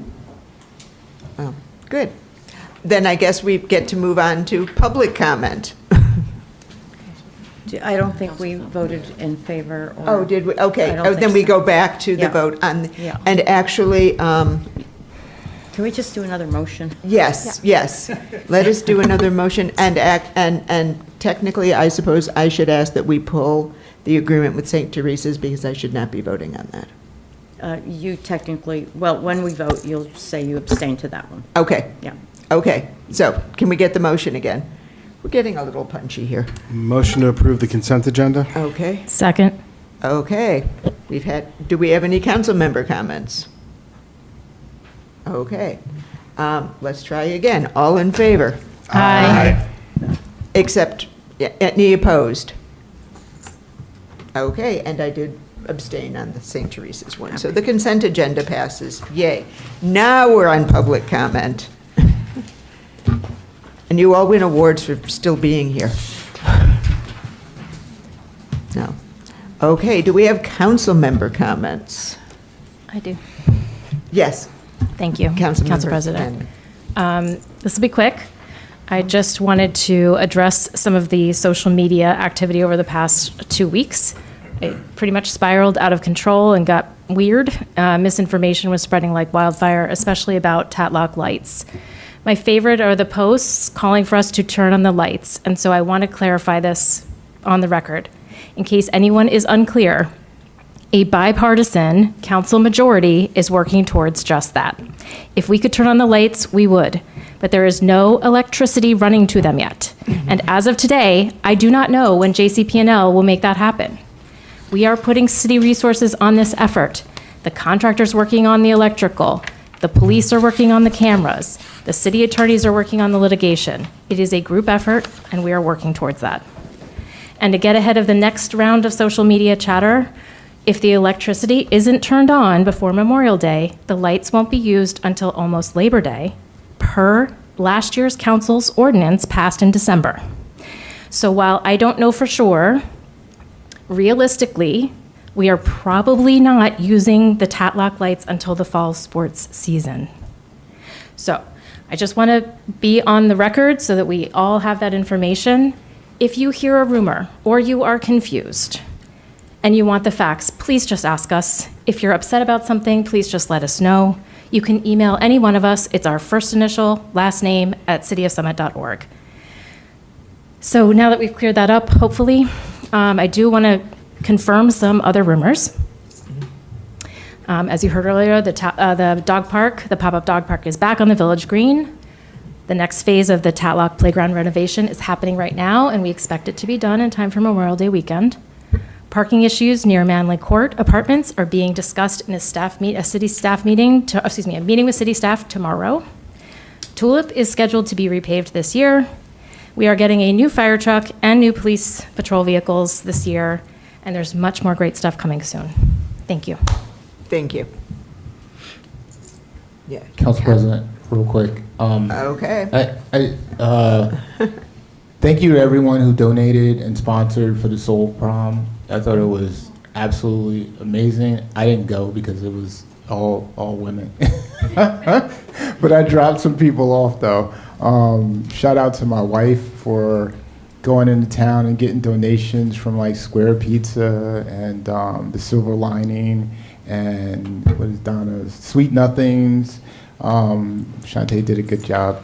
Yeah, it was great. Brought together various different people that had a blast, and just wanted to say that. Thank you, Council President. Okay, thank you. Councilmember Pelosi. Yeah, Chantel hit 2 of the 3. So, but I was never very confident that we would get these lights operational in the spring, but I always was confident that we'd have them up by the fall, and I still think that we will, or operational by the fall and in use. And then I just wanted to thank Ms. Albany's 5th grade class. It was the highlight of the night. Absolutely, thank you. Anybody else? Yes, Councilmember Kalmanson. Thank you, Council President. I just wanted to mention there is a public safety forum hosted by Assemblyman Andrew McCurdy. It's regarding auto theft, and it's Tuesday, May 12th, 6:30 to 8 p.m. at Westfield Town Hall, and the City of Summit will put this on their website if people want to sign up. Thank you. Anybody else? I will just add one little thing. I was so excited on the consent agenda that the Rotary Club will be hosting monthly blood drives at the fire department starting this month, I believe. It'll be the first time. Everyone should give blood if they're able to, and it's a great excuse to go visit the firehouse. So I hope everyone will turn out. And with that, I will entertain a motion to adjourn. So moved. Motion to adjourn? Okay. I've got- Second. All in favor? Aye. Opposed? Thank you.